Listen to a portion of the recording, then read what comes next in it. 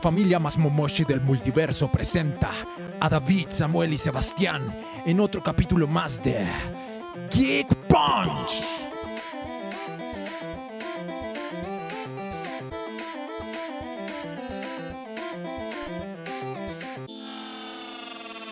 Game over. Geek Punch.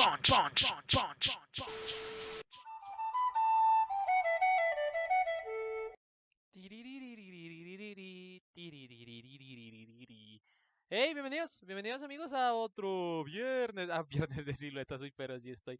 Bienvenidos a otra lecturita ñoña.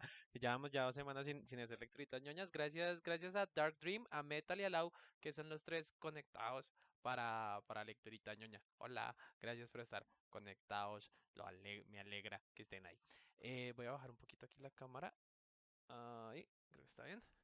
Gracias por estar conectados, chicos. Bienvenidos a su lecturita ñoña. Les cuento que, como Lau me había pedido que le empezáramos a leer. Lau quiere que leamos a Héctor Adolfo Lince. Obviamente, el libro más conocido de Héctor Adolfo Lince es El olvido que seremos.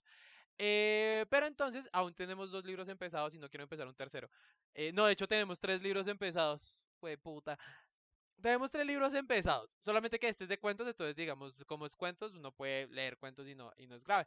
Así que técnicamente hoy tenemos 2 novelas empezadas. No quisiera empezar una tercera novela sin, sin haber acabado esta.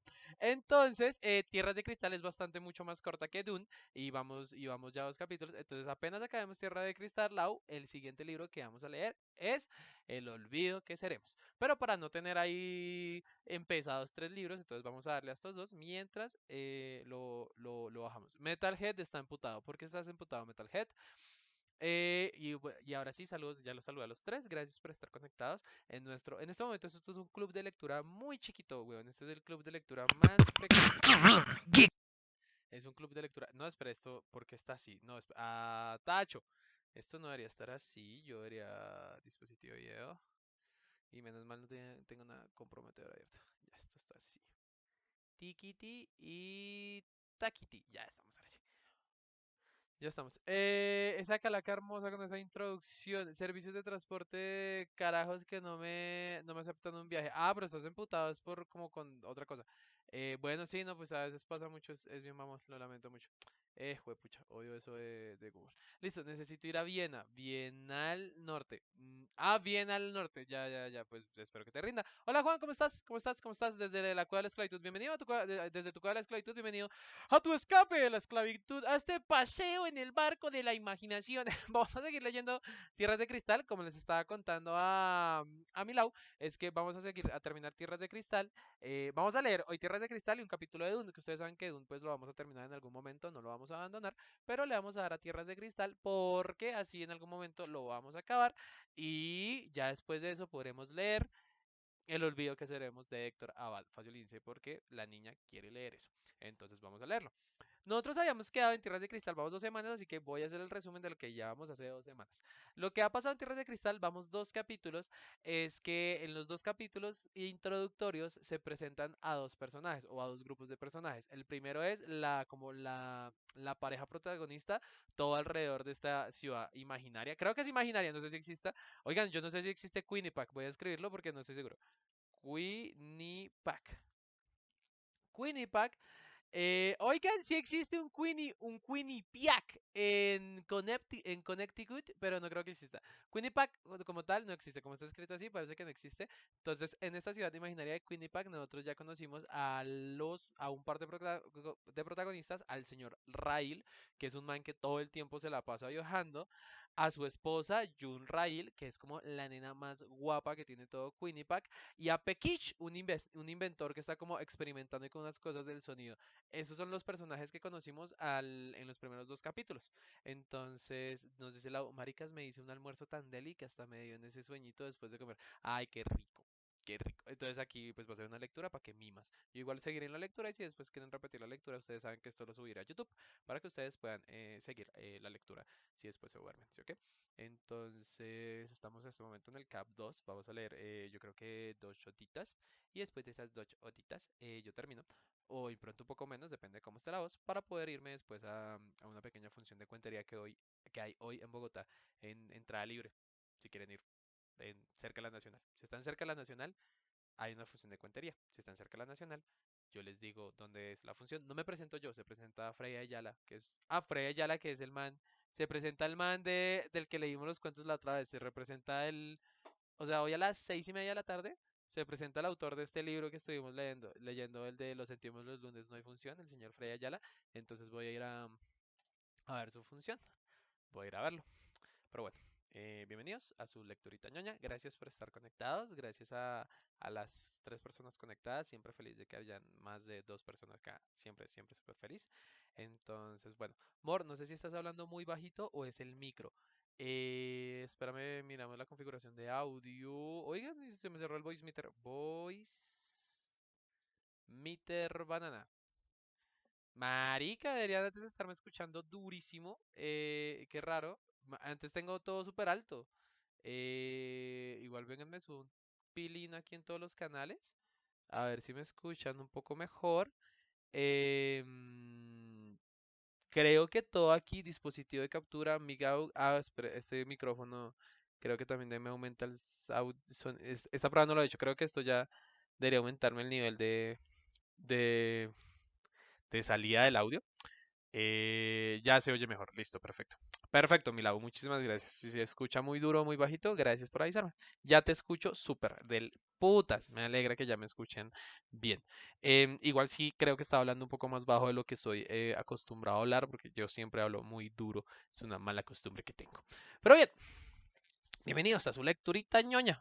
Como estamos los del club de lectura, en este momento esto es un clubcito de lectura. Entonces, como estamos en ese clubcito de lectura, no tengo que presentar nada. Todos conocen la regla del juego. Gracias a Juanse, Balau, a Metal por estar conectados. Un abrazo tototote. Y de pronto a las otras 2, 3 personas que están conectadas y nos están escribiendo, pues muchas gracias por estar aquí conectados a su lecturita ñoña. No, pero en que ya está llegando más gente. Si usted está aquí de paso, bienvenido a este canal. Este canal no es de lecturas siempre, pero en este horario nosotros hacemos lecturas para que usted esté haciendo lo que esté haciendo en su trabajo, en su casa, lo que quiera, mientras escucha estas lecturitas. Entonces, bienvenidos a sus lecturas ñoñas en esta segunda parte del libro Tierras de Cristal de Alessandro Barico. Entonces, esta es la parte 2 del libro que arranca con la personaje de June Rail. Jun estaba con la cabeza apoyada en el pecho del señor Rail, porque recuerden que el señor Rail otra vez venía, después de un viaje, venía otra vez a visitar a Jun. Bienvenido, Fabián. Hacer el amor de aquella forma, la noche en que él volvía, era un poco más hermoso, un poco más simple, un poco más complicado que en una noche cualquiera. Algo flotaba en el aire, como el esfuerzo por recordar algo. Flotaba en el aire un sutil temor de descubrir quién sabe qué. Flotaba en el aire la necesidad de que en cualquier caso fuera bellísimo. Flotaba en el aire un deseo un poco impaciente, un poco feroz que no tenía nada que ver con el amor. Flotaba en el aire un montón de cosas. Después era como empezar a escribir de nuevo a partir de una página en blanco. Fuera el que fuera, el viaje que había llevado a cualquier lugar del mundo al señor Rail desaparecería en el vaso de agua de aquella media hora de amor. Volvían a empezar desde el momento en que se habían separado. El sexo borra pedazos de vida que uno no es capaz de imaginarse. Quizás sea estúpido, pero la gente se abraza con ese extraño furor ligeramente pánico y la vida sale de él estrujada como un papelito apretado en un puño, escondido con un gesto nervioso de temor. Un poco por el azar, un poco por fortuna, desaparecen en los pliegues de esa vida apelotonada, jirones de tiempo dolorosos o cobardes, o nunca comprendidos. Así es. Hola Pentesilea, ¿cómo estás? Bienvenida a la lectura de Tierras de Cristal. Si tienes alguna duda de los personajes, vamos apenas en el tercer capítulo. Si tienes alguna duda de los personajes, ahí te vamos explicando qué ha pasado. Pero hasta ahora es bastante corto el resumen, si lo quieres. Jun estaba allí, con la cabeza sobre el pecho del señor Rail y una mano que vagaba por sus piernas y que, de tanto en tanto, se cerraba sobre su sexo, se deslizaba por encima de él, volvía a perderse entre sus piernas. No hay nada más hermoso que las piernas de un hombre, pensaba Jun, cuando son hermosas. La voz del señor Ray le llegó lentamente con un aire de sonrisa en su interior. Jun, no puedes imaginarte lo que he comprado esta vez. Efectivamente, no podía imaginárselo. Se acurrucó sobre él, rozaba con los labios su piel. No hay nada más hermoso que los labios de Jun, pensaba la gente, cuando rozan algo. Podrías pasarte toda la noche intentándolo, pero no lograrías adivinarlo, Jun. ¿Me gustará? Claro que te gustará. Me gustará tanto como me gusta hacer el amor contigo. Te gustará mucho más, idiota. Jun levantó la mirada hacia él, se acercó a su rostro. En la penumbra lo veía sonreír. Entonces, ¿qué ha comprado esta vez el loco señor Rail? A 10 kilómetros de allí, el campanario de Quinnipiac dio la medianoche. Había viento del norte que se llevó consigo los tañidos, uno a uno, desde el pueblo hasta la cama de aquellos dos. Cuando así sucede es que si los dos tañidos desgajaran la noche, es el tiempo que es una hoja afiladísima y secciona la eternidad. La cirugía de las horas, cada minuto una herida para salvarse. Estamos aferrados al tiempo, esa es la verdad, porque el tiempo numera los conatos de ser que somos, minuto a minuto. Numerar es salvarse. Bienvenido al nuevo seguidor, a Williams. Hola, bienvenido a las lecturitas ñoñas. Eh, Como acaba de llegar el nuevo seguidor y Pentesilea lo pide, entonces antes de seguir la lectura, como acaban de llegar, les presento el libro Tierras de Cristal de Alessandro Barico. Alessandro Barico es un escritor italiano, si mal no estoy, es un escritor italiano, soy fan de la forma de escribir de este man. Entonces, en este libro Tierras de Cristal, el man escribe pues varios personajes que tienen una forma de ser, digamos, creo que esto raya un poco con el realismo mágico. En los primeros dos capítulos que leímos, lo único que ha hecho el man es introducir los personajes, entonces no ha pasado nada en la historia. Entonces, aquí en este capítulo estamos leyendo sobre los dos primeros protagonistas que aparecieron, que son como las personas más adineradas en el pueblo ficticio de Quinnipiac, que es el pueblo donde al parecer va a suceder la novela. El señor y la señora Rail son los tipos más ricos que tiene Quinnipiac, son como dueños del ferrocarril al parecer. El señor Rail, que es este protagonista que le está diciendo a su esposa June que trajo algo, es un man que siempre viaja y durante el primer capítulo están describiendo cómo el man siempre viaja y nunca dice a dónde va, nunca dice cuánto tiempo se va a ir, solamente avisa cuando va a volver, pero ni siquiera pone una carta diciendo voy a volver. Él lo que hace es mandarle una caja a June con una joya y cada que llega esa joya, June sabe que el man va a volver. Y resulta que June es la mujer más hermosa que tiene Quinnipiac. La frase que utiliza el escritor para definir a June es que cuando Dios dibujó la sonrisa de June Rail, su belleza inspiró a Dios la extravagante idea del pecado. Esa es June Rail, que es esa mujer mamacita. Sucede además que June tiene un hijo con el señor Rail, pero no es hijo de June. El señor Rail un día llegó con un peladito negro eh, a casa, a Quinnipiac, y le dijo a June, June, este es mi hijo y lo vamos a criar. Y June lo miró y dijo, este man se metió con una negra. Y miró al niño y después June dijo, y esa negra estaba divina. Una escena muy linda, el man describe unas escenas muy lindas. Entonces ese es June y el señor Rail, son estos dos personajes. Entonces el señor Rail volvió a sus viajes y el man siempre llega con ideas locas después de sus viajes. Y el segundo personaje que nos presentaron en el segundo capítulo es Pekish. Pekish es un inventor de artilugios imposibles en busca de una nota musical inexistente y su compañero de fastigas, Pet, un chiquillo que lleva encima su destino en forma de chaqueta holgada. Entonces en el segundo capítulo nos presentaron a Pekish y Pekish tiene un niño que no es su hijo, es un niño que se encontró por ahí, que es un niño que se lo encontraron en la calle y lo único que tenía el niño era una chaqueta de cuero. Entonces el niño siempre se la pone, desde que más o menos se la puede poner, se la pone, porque asume que es como lo último que le dejaron sus papás. Entonces él siempre usa la chaqueta. Y Pekish es un inventor. Entonces durante el segundo capítulo nos mostraron como lo extravagante que es Pekish y que está haciendo unos experimentos con el sonido, con algo similar a lo que podría ser un teléfono, pero entonces tiene un tubo muy largo y habla por el tubo y quiere ver qué tan lejos puede llegar el sonido después de, pues mientras se transmite por ese tubo. Eso es lo que está haciendo el señor Pekish.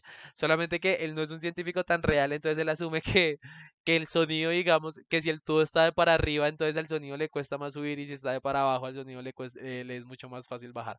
Es un man muy extravagante, pero ese es Pekish. Y esos son los personajes que nos han presentado hasta ahora. El señor y la señora Rail, el inventor Pekish y el niño que lo acompaña, Pent. Esos son los personajes que tenemos. Qué fascinación de Barico por dejar a los niños botados. Es cierto, en 900 el protagonista también lo deja botado en Seda, que después lo leeremos, creo que no pasa. Pero en tierras de cristal, en Océano Mar también hay dos niños botados. Sí, el man tiene, oye, no me he dado cuenta. El man utiliza esta magia de dejar niños sin papás como por colocar la magia a los niños. Eh, no sé si es el perro o mi novia quien está abriendo. Es el gato. Ay, estoy cerrando la puerta, ya cerró. Listo. Entonces, hecho este resumen, seguimos con la lectura.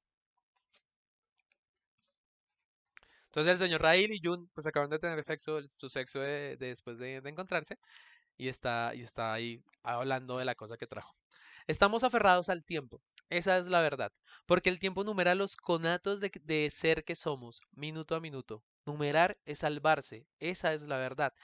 Y la legitimación trascendental de todo reloj y la dulzura lastimera de todos los tañidos de todas las campanas, aferrados al tiempo para que haya un orden en el electrizante desgaste cotidiano, un antes y un después de cada shock, aferrados con feroz miedo y determinación, con histérica minuciosidad y fuerza inhumana.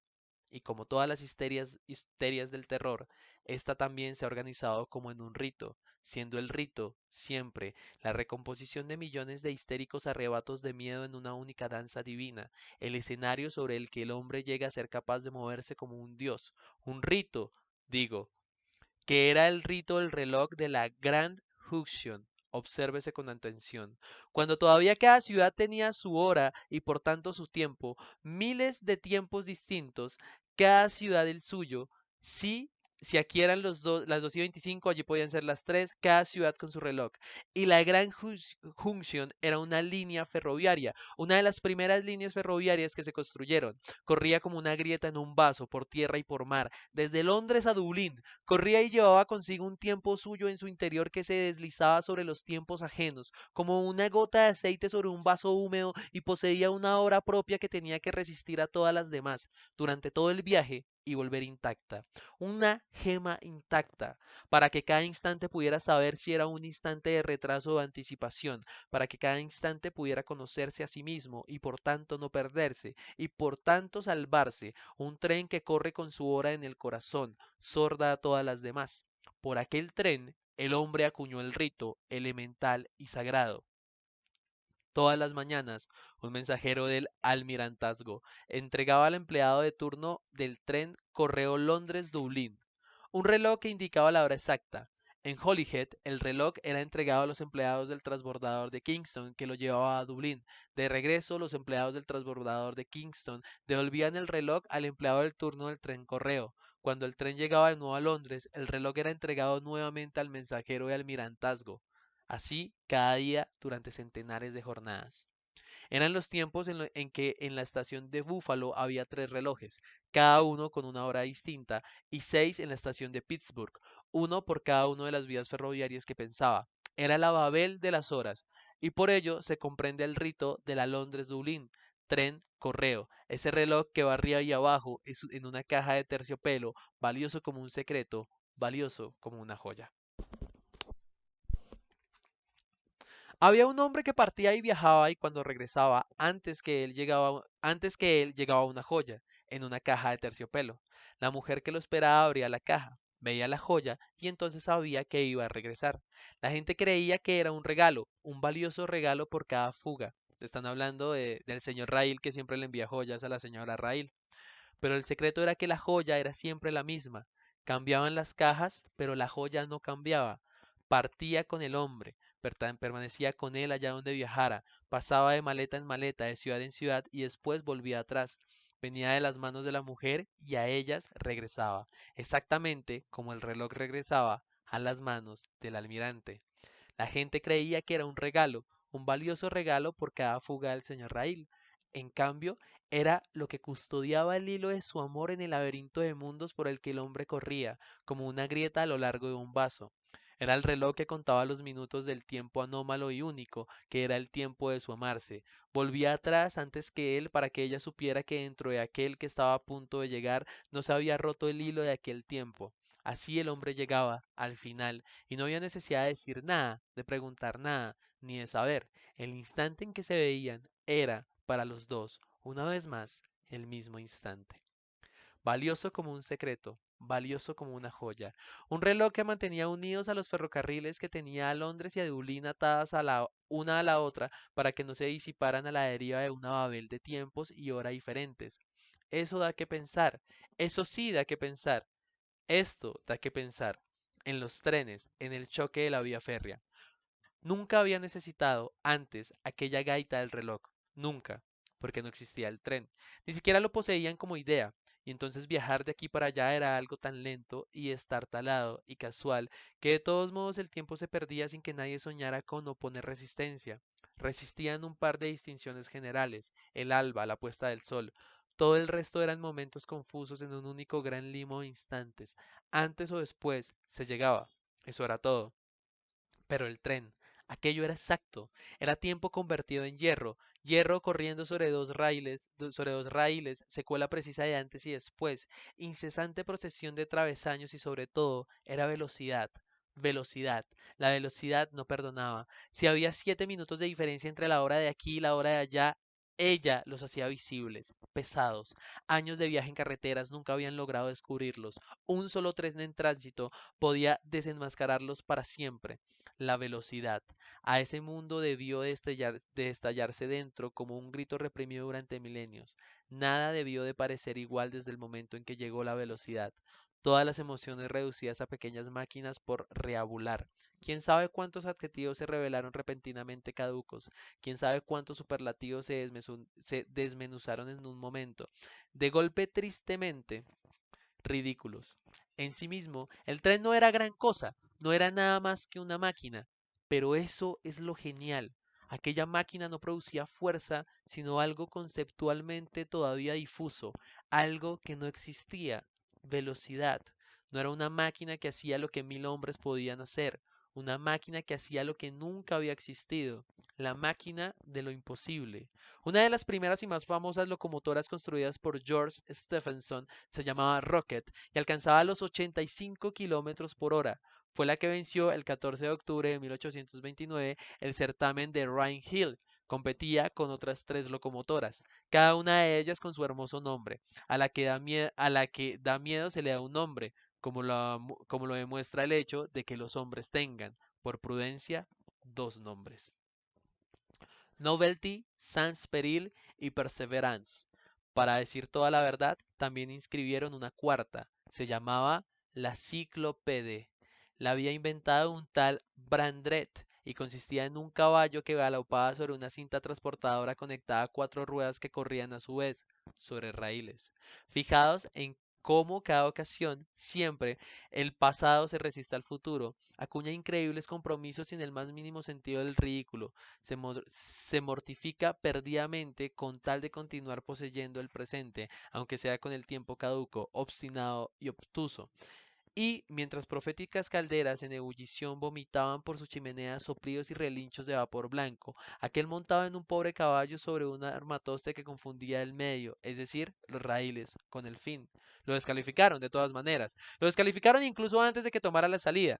Por eso compitieron 4, la Rocket y las otras 3. La primera prueba, un recorrido de milla y media. La Novelty lo devoró a una media de 45 kilómetros por hora, despertando una enorme impresión. Lástima que al final estalló. Así fue, estalló. Debe ser magnífico ver estallar una locomotora. La caldera deshaciéndose como una ampolla al rojo vivo, la pequeña estrecha larga chimenea volando, imprevisiblemente ligera como el humo que tiene dentro. Y después los hombres, porque alguien debía estar conduciendo dentro aquella bomba activa sobre 2 raíles de hierro, los hombres volaron también como fantoches, como resoplidos sanguinolentos, ración cotidiana de sangre para engrasar las ruedas del progreso. Debe ser magnífico ver una locomotora corriendo y, después, estallar. La segunda prueba contemplaba un recorrido de 112 kilómetros que había de cubrir a una velocidad de 16 kilómetros por hora. La Rocket dejó a todas atrás, viajando segura a 25 kilómetros por hora, un espectáculo digno de verse. Tras echar las cuentas, se decretó que había ganado. Había ganado aquel genio Stephenson. Y todo esto, fijémonos bien, no sucedió en el secreto de una interesante reunión de ricachones en busca de un sistema veloz e indoloro para llegar a todas partes sus vagones repletos de carbón. No, todo esto se estampó indeleble en los ojos de 10.000 personas, es decir, en 20.000 ojos. Visco más, Visco menos, tantos como acudieron desde todas partes a Rhine Hill aquel día para asistir a la competición del siglo. Una pequeña pero enorme porción de la humanidad llevaba hasta allí por el presentimiento de que estaba sucediendo algo que muy pronto le desbarataría sus mecanismos cerebrales. Vieron a la Rocket deslizarse sobre el trazado de Rhine a 85 kilómetros por hora, y ni siquiera eso debía de provocar un estupor excesivo, porque un objeto a toda velocidad seguía siendo una imagen con que debían de haberse topado por lo menos una vez, aunque fuera un solitario halcón en picado o un tronco arrastrado por los rápidos del río. O quién sabe, una bomba disparada por el cielo. Pero lo desconcertante, eso sí, fue el pensamiento que lo sacudió, la elemental deducción de que si aquella locomotora no estallaba, entonces antes o después la historia los haría subir allí arriba, en loca carrera por aquella carrera de hierro, repentinamente convertidos, ellos mismos, precisamente ellos, en halcones en picado, y troncos, y bombas disparadas por el cielo. Y es imposible, verdaderamente imposible, que no pensaran todos, precisamente todos, con general febril atemorizada curiosidad, ¿cómo será el mundo visto desde allí arriba? E inmediatamente después, ¿será ese un nuevo modo de vivir o un modo más exacto y espectacular de morir? Estamos aún dentro del mismo capítulo, pero digamos, me gustó mucho esta sección y creo que lo hace mucho Alessandro. El man romantiza mucho la ciencia y a mí me encanta que haga eso. O sea, realmente me encanta esa idea. Em, Porque técnicamente aquí lo que está diciendo el man se podría aplicar a otras cosas. La magia del ferrocarril, en su momento todo el mundo se monta un tren y era como así, el tren y tal. Pero el verlo por primera vez era mágico, para colocarlo de otra manera. El hecho de que yo pueda transmitir aquí en vivo es una mierda mágica, marica. Es totalmente mágico. Es estar en otro mundo de que yo me puedo comunicar con ustedes siete y ustedes uno está en Canadá, otro está en Bogotá, pero está trabajando, otro está en Medellín, y es esa magia, y es imposible, verdaderamente imposible, que no pensaran todos, precisamente todos, con general febril atemorizada curiosidad. ¿Cómo será el mundo visto desde allá arriba? Es muy linda esa idea de date cuenta que lo que te rodea es bastante mágico.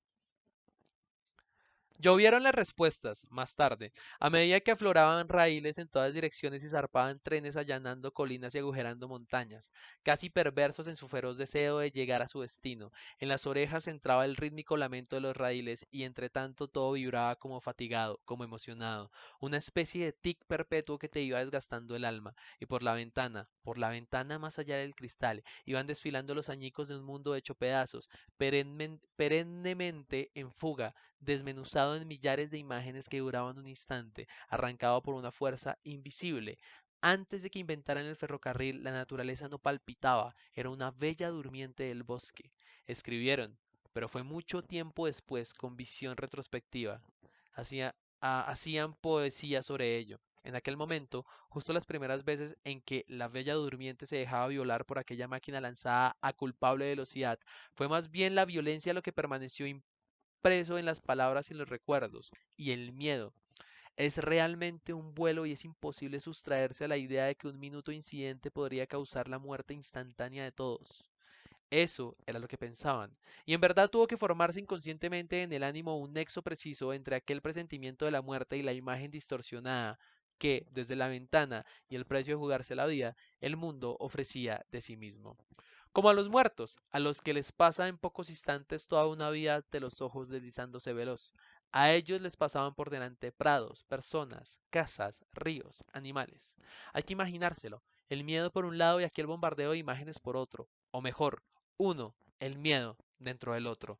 El bombardeo, como ondas concéntricas de un único ahogo, angustioso, claro está, pero también algo así como un imprevisto desgarro en la percepción, algo que debía llegar en su interior del chispazo de algún placer abrasador, una progresiva aceleración del ritmo de las percepciones, desde la lenta partida hasta la carrera sin barreras por el interior de las cosas, todo un protocolo vertiginoso de imágenes que se hacían en desorden empujándose en los ojos, heridas incurables en la memoria y astillas, rastros de paso, fugas de objetos, polvo de cosas. Eso tenía que ser placer, por Dios, intensificación de la vida nerviosa, lo llamó después Simmel. Parece un parte médico. Y, en efecto, esa hipertrofia de ver y el sentir tiene el perfil y el sabor de la enfermedad. Se te extendían las redes del cerebro dolorosamente hasta el máximo, como telarañas exhaustas llamadas tras siglos de sueño a atrapar el vuelo de imágenes enloquecidas, figuras como insectos colapsados por el vértigo de la velocidad, y la araña, que eras tú, ajetreada y adelante y atrás en equilibrio entre la ebriedad de la comilona y la precisa, exacta, numérica certeza de que la telaraña estaba a un paso de ceder para siempre y enrollarse sobre sí misma, grumo de baba, inútil colgajo de papilla nunca definitivamente atado, geometrías perfectas perdidas para siempre, escuálida bola de cerebro deshecho, el placer lacerente de devorar imágenes a ritmo inhumano, y el dolor de esa jaula de hilos tensados hasta la extenuación, el placer y el ruido sordo del, del desmoronamiento, el placer y dentro el placer y dentro, subrepticia, la enfermedad, el placer y dentro, la enfermedad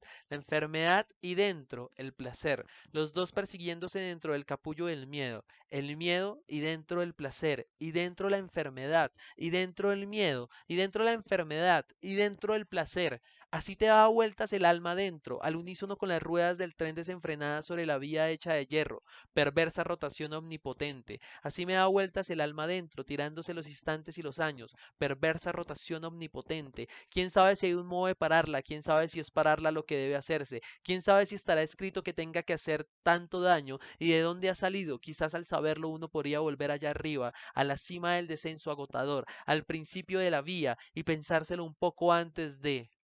Así da vueltas y más vueltas el alma dentro, perversa rotación omnipotente.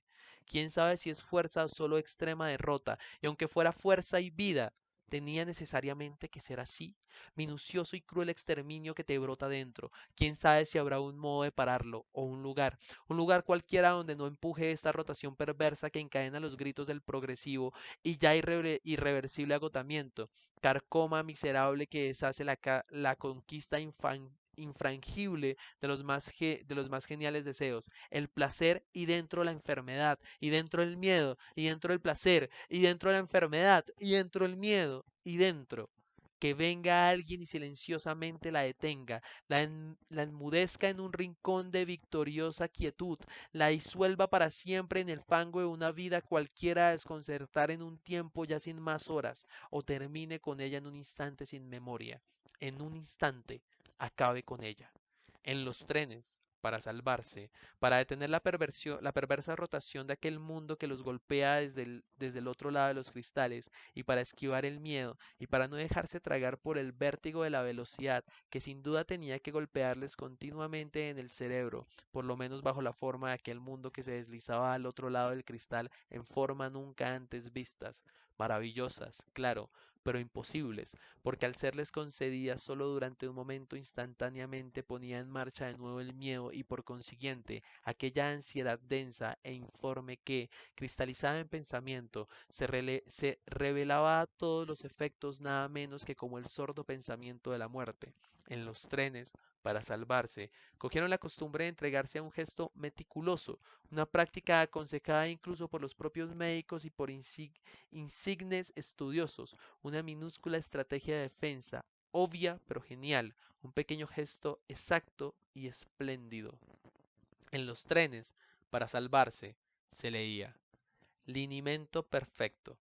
La fija exactitud de la escritura como sutura de un terror, el ojo que encuentra en la minúscula curvatura, solo por si acaso ya este capítulo está un poco denso, o sea, sigue estando muy chévere, pero yo todavía estoy interesado de qué putas le trajo el señor Rail a la señora Rail y ahorita estamos en esta filosofía alrededor de trenes que digamos sí me interesa, o sea, quiero, o sea, me interesa tu opinión, pero es como, está bien escribir una historia para colocar tu punto de vista filosófico sobre una cosa, pero ya llevo como 3 páginas y yo solamente me estoy preguntando, ¿qué putas le trajo el señor Rail a la señora Rail, marica? Pero sigamos leyendo lo de los trenes. La fija exactitud de la escritura como sutura de un terror, el ojo que encuentra en la minúscula curvaturas descritas por las líneas, el nítido atajo para huir del indistinto flujo de imágenes impuestos por la ventanilla. En las estaciones vendían las lámparas pertinentes, lámparas de lectura. Se sostenían con una mano, describían un íntimo cono de luz para enfocar la página abierta. Hay que imaginárselo. Un tren en carrera furibunda sobre dos láminas de hierro y dentro del tren un rincón de mágica inmovilidad recordando minuciosamente por el compás de una llamita, la velocidad del tren y la fijeza del libro iluminado, la eternamente cambiante multiplicidad del mundo alrededor y el pétreo microcosmos de un ojo que lee, como un núcleo de silencio en el corazón de una detonación. Si no fuera historia verdadera, verdadera historia, se podría pensar, no es más que la belleza de una metáfora exacta, en el sentido de que tal vez, siempre y para todos, leer no es otra cosa que mirar fijamente un punto para no ser seducidos y destruidos por el incontable deslizarse del mundo. No se leería nada si no fuera por miedo, o para aplazar la tentación de un incontrolable deseo al que se sabe no sabremos resistirnos. Se lee para no levantar la mirada hacia la ventanilla. Esa es la verdad. Un libro abierto siempre es el certificado de la presencia de un infame, los ojos clavados en aquellas líneas para no dejarse robar la mirada por el ardor del mundo. Las palabras que uno a una comprimen el fragor del mundo en un embudo opaco hasta hacerlo gotear en pequeñas formas de cristal que se llaman libros, la forma más refinada de batirse en retirada. Esa es la verdad. Una porquería, pero dulcísima. Eso es importante. Y será necesario recordarlo siempre y transmitirlo, cada vez, de enfermo a enfermo, como un secreto. El secreto que nunca desaparezca en la renuncia de alguien o en la fuerza de alguien, que sobreviva para siempre por lo menos en la memoria de un alma agotada y allí resuene como un veredicto capaz de acallar a quien sea. Leer es una porquería dulcísima. ¿Quién puede comprender nada de la dulzura si nunca ha reclinado su propia vida, la vida entera, sobre la primera línea de la primera página de un libro? No, esa es la única y más dulce custodia de todos los miedos. Un libro que empieza, por lo tanto, junto a millares de otras cosas, sombreros, animales, ambiciones, maletas, dinero, cartas de amor, enfermedades, botellas, armas, recuerdos, botas, gafas, abrigos de piel, risas, miradas, tristezas, familias, juguetes, enaguas, espejos, olores, lágrimas, guantes, ruidos, junto a esos millares de cosas que ya elevaban del suelo y lanzaban a velocidades prodigiosas, esos trenes que rayaban adelante y atrás el mundo como heridas humeantes, también llevaban en su interior la soledad impagable de aquel secreto, el arte de leer. Todos aquellos libros abiertos, infinidad de libros abiertos, como ventanillas abiertas en el interior del mundo, diseminadas sobre un proyectil que ofrecía la mirada, con solo tener la valentía de levantarla, el deslumbrante espectáculo del mundo exterior, el interior del mundo y el mundo exterior, el interior del mundo y el mundo exterior, el interior del mundo y el mundo exterior, el interior del mundo y el mundo exterior. Al final, de un modo u otro, se acaba, una vez más, por elegir el interior del mundo, mientras que a tu alrededor se deserraja el deseo de acabar de una vez por todas y arriesgarte a verlo. Ese mundo exterior no será para tanto. Es posible que sea tan miedoso, será posible que no se vaya nunca este cobarde miedo a morir, a morir, morir, morir, morir, morir. La muerte más absurda, pero también si se quiere la más puntual y justa y responsable, la tuvo Walter Huskinson, el senador Walter Huskinson. Era senador y había luchado más que nadie para que el Parlamento y todo el mundo aceptara la revolución de las vías férreas y, en general, la beneficiosa locura de los trenes. Por eso tuvo un puesto de honor en el vagón de las autoridades cuando finalmente, en 1830, con gran solemnidad y abundancias de fasto, se inauguró la línea Liverpool-Manchester, haciendo partir desde Liverpool nada menos que 8 trenes en fila, uno tras de otro. El primero lo conducía George Stephenson en persona, en pie sobre su Northumbrian. En el último iba una banda que tocó durante todo el viaje. ¿Quién sabe qué? ¿Quién sabe si fue consciente de ser la primera banda, con toda probabilidad, la primera en términos absolutos en la historia del mundo, que tocaba una música que se movía a 50 kilómetros por hora? A mitad del recorrido se decidió hacer una pausa, parar en una pequeña estación intermedia para que la gente pudiera reposar de aquella emoción y del descanso y de las sacudidas y del aire y aquel mundo que no dejaba de asaetear por todas partes. Se decidió parar el mundo un poquito. En fin, y se eligió una pequeña estación intermedia y solitaria en mitad de la nada. La gente se bajó de los vagones y en particular se bajó Walter Huskinson del suyo, que era el de las autoridades. Bajó el primero y esta se reveló como una circunstancia que no carecía de importancia, dado que, en cuanto bajó, el primero del vagón de autoridades fue arrollado por uno de los 8 trenes que discurría lentamente por la vía de al lado, no lo bastante lentamente como para poder frenar delante del senador Walter Huskinson, que bajaba el primero del vagón de las autoridades. Lo cogió de refilón, a decir toda la verdad, lo dejó allí, como con una pierna triturada y un alucinado estupor en los ojos. Podía ser la más clamorosa de las burlas, la prueba más evidente para quienes anunciaban el demoníaco poder destructivo de aquellas máquinas infernales, que ni siquiera sentían vergüenza al aplastar al más apasionado y sincero de sus padres y defensores. Podía ser el escarnio definitivo e irrefutable, pero el senador conservaba todavía algunas monedas de pasión por gastar y consiguió no morir allí. Aguantó, de manera que hicieron que un tren diera la vuelta, de qué forma no se sabe, y lo lanzaron a toda velocidad de nuevo hacia Liverpool, tras haber montado el cuerpo triturado del senador, triturado pero vivo, unido a la vida por un hilo, pero todavía allí lo bastante quebrantado por el dolor como para enloquecer, pero todavía lo suficientemente vivo como para darse cuenta de que un tren estaba devorando el aire y el tiempo por él, lanzado a toda velocidad sobre la nada de 2 raíles de hierro con la única misión de lograr, al final, salvarlo. Luego, para ser sinceros, no se salvó. Pero llegó vivo hasta el hospital de Liverpool y allí murió. Allí y no antes. De modo que al día siguiente, en todos los periódicos, en mitad de las páginas dedicadas a la histórica inauguración, apareció un suelto dedicado a la singular muerte del senador Walter Hoskinson, pero no con el título, que no hubiera parecido lógico, de senador triturado por el tren, sino con el título visionario de un tren a la carrera para salvar a un senador, tras el cual, con pluma inspirada, el cronista narraba la épica carrera contra el tiempo, la formidable capacidad del monstruo mecánico de devorar espacio y tiempo para conseguir llevar el cuerpo jadeante del senador al hospital de Liverpool en solo 2 horas y 23 minutos, proeza infinita, acrobacia futurista gracias a la cual el senador no le correspondió el vil destino de palmarla con la cabeza apoyada en una piedra en mitad del campo, sino el más noble de apargarse en el regazo de la medicina oficial en una cama de verdad y con un techo sobre la cabeza. Así acabaron las cosas, lo que podía haber sido la peor de las burlas. Ese escarnio final y definitivo se convirtió de esta manera, por el contrario, en la última grandiosa perorata del senador Walter Hoskinson en defensa del tren, entendido como idea y como objeto, su última inolvidable discurso mudo, por si fuera poco, prácticamente nada más que un jadeo lanzado a 70 kilómetros por hora en el aire de la tarde, y aunque nada haya quedado de él en el recuerdo de la historia, es evidente que a gente como él debe la historia el recuerdo de cuando los trenes fueron por primera vez trenes. Centenares de personas, incluso las más oscuras, todas silenciosamente aplicadas a construir aquel grandioso azar de la imaginación, que de golpe lograba comprimir el espacio y desmenuzar el tiempo, redibujando los mapas de la tierra y los sueños de la gente. No tuvieron miedo de que el mundo se desmoronara al abrazarlo así, con aquellas vías férreas.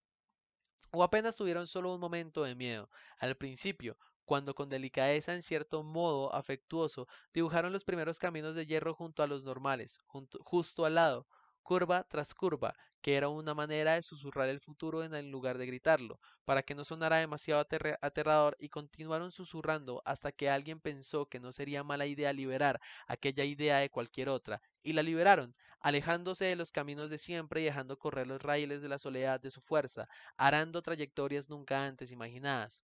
Todo esto sucedió un día, y no fue algo sin importancia, sino una cosa inmensa, inmensa, hasta el punto de que es difícil pensarlo todo junto, de una vez, con todo lo que llevaba adentro, con todo el torbellino de consecuencias que crepitaban en su interior, un universo de minucias gigantescas y difíciles. Claro, y sin embargo, solo con que fuéramos capaces de pensar en una cosa inmensa, de escuchar el sonido que hizo al estallar en la mente de aquella gente en aquel momento, solo con que fuéramos capaces de imaginarla por un instante, se podría llegar a comprender por qué aquella tarde, cuando el campanario de Quinnipiac se puso a dar la medianoche y June se reclinó sobre el pecho del señor Rail para preguntarle, entonces, ¿qué ha comprado esta vez el loco señor Rail? El señor Rail la abrazó con fuerza y pensando que nunca dejaría de desearla, susurró, compré una locomotora.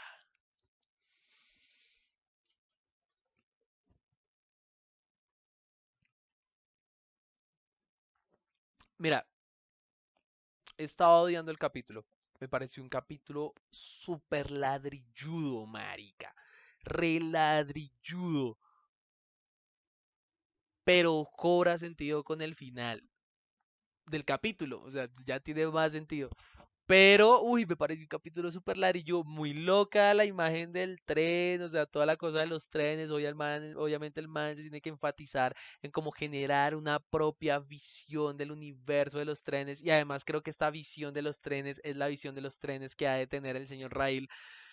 Uy, pero qué capítulo tan denso, marica, no me gustó, o sea, no me gustó el capítulo, sino el inicio del final. Güey, puta, ojalá hubiera reducido lo de las locomotoras en una página explicando que las locomotoras son unas bestias industriales. Pero es que, uy, marica, es que fue tanta retaíla sobre locomotoras que no entendí bien todo lo que dijo de locomotoras. Tal vez, marica, haya conocimiento ahí en esas páginas hablando de locomotoras, pero tal vez ese conocimiento no es para mí. El punto es que el señor Rail compró una locomotora. Y fue puta 10 páginas para decir, compró una locomotora, mija. Ay, huevón. De antemano, por si alguien está viendo esto en YouTube, lamento mucho estas interrupciones. Recuerden que estas son lecturas ñoñas con un man que no es literato. Así que las lecturitas ñoñas son espacios donde mientras leo, doy una opinión de lo que voy leyendo. Entonces, sí, a la verga, qué capítulo tan pesado. Qué capítulo tan putamente pesado. Pero dicho eso, vamos con el siguiente capítulo. Y gracias por estar en sus lecturitas ñoñas. Geek Punch.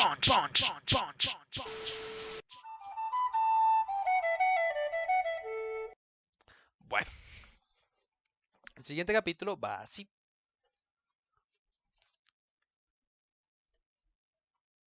¿Puede repetirme mi nota, señor Pekich? No es posible que cada semana la olvide, señora Trepper. Ya le digo, también a mí me parece algo increíble, y sin embargo, Pekish rebuscó en la bolsa hasta que encontró el silbato adecuado, sopló y en la habitación resonó un nítido la bemol. Eso es, esa misma, ¿sabe? Se parece a la de la señora Arrani, parece justo la misma. Y en cambio, la señora Arrani tiene el sol, es una nota completamente distinta. La señora Arrani lo confirmó haciendo resonar con un agudo su sol personal. Gracias, señora. Basta con eso. Lo hacía para poder ayudarla. Claro, está muy bien, pero ahora silencio. Perdona, Pekich. ¿Qué ocurre, Brandt? Solo quería decirte que falta el doctor Mates. ¿Alguien ha visto al doctor? El doctor no está. Ha ido a casa de los Ornaval. Por lo visto, la señora Ornaval tiene dolores. Pekich sacudió la cabeza. ¿Qué nota tenía el doctor? El mi. De acuerdo, yo haré el mi. Pekich, si quieres yo hago el mi y Art hace mi si. Y no liemos las cosas, ¿de acuerdo? Yo haré el mi, que cada uno toque su nota, y el mi lo haré yo. El doctor lo hacía muy bien. Vale, vale. Lo hará muy bien la próxima vez, pero ahora intentemos empezar, por favor. Silencio. 36 pares de ojos se posaron sobre Pekish. 36 dividido entonces, 18. 18. 18 personas. Esta noche interpretamos Floresta Encantada, Bosques Nativos. La primera estrofa, sottovoce, el estribillo más vivo, os lo ruego. De acuerdo, todo el mundo en su sitio. Como siempre, olvidados de quiénes sois y dejad obrar a la música. ¿Preparaos? Cada viernes por la noche, Pekish tocaba el humanófono. Era un extraño instrumento, lo había inventado él, el humanófono. En realidad era una especie de órgano en el cual, en lugar de tubos, había personas. Cada persona emitía una nota y solo una, su nota personal. Pekish maniobraba el conjunto desde un rudimentario teclado. Cuando tocaba una tecla, un complejo sistema de cuerdas les hacía llegar a la muñeca derecha del cantante correspondiente un tirón. Cuando notaba el tirón, el cantante emitía su nota. Si Pekish mantenía apretada la tecla, la cuerda continuaba tirando y el cantante continuaba con su nota. Cuando Pekish dejaba salir la tecla, la cuerda se aflojaba y el cantante callaba. Elemental. En opinión de su inventor, el humanófono presentaba una ventaja fundamental. Permitía cantar en un coro incluso a las personas que desafinan. Efectivamente, si bien hay mucha gente que no es capaz de engarzar tres notas seguidas sin desentonar, en cambio, es muy raro encontrar a alguien incapaz de emitir una nota, una con perfecta entonación y buen timbre. El humanófono se basaba en esa capacidad casi universal. Cada ejecutante solo tenía que estar atento a su nota personal. Del resto se ocupaba Pekic. Obviamente el instrumento no era capaz de gran agilidad y tendría a desmoronarse al afrontar pasajes particularmente rápidos o intrincados. Teniendo en cuenta esto, Pekic había preparado un repertorio adecuado, casi íntegramente compuesto por variaciones suyas sobre temas populares. Para afinar los resultados, se entregó a una paciente de trabajo didáctico y a la eficacia de su elocuencia. Vosotros no venís aquí a cantar una nota cualquiera.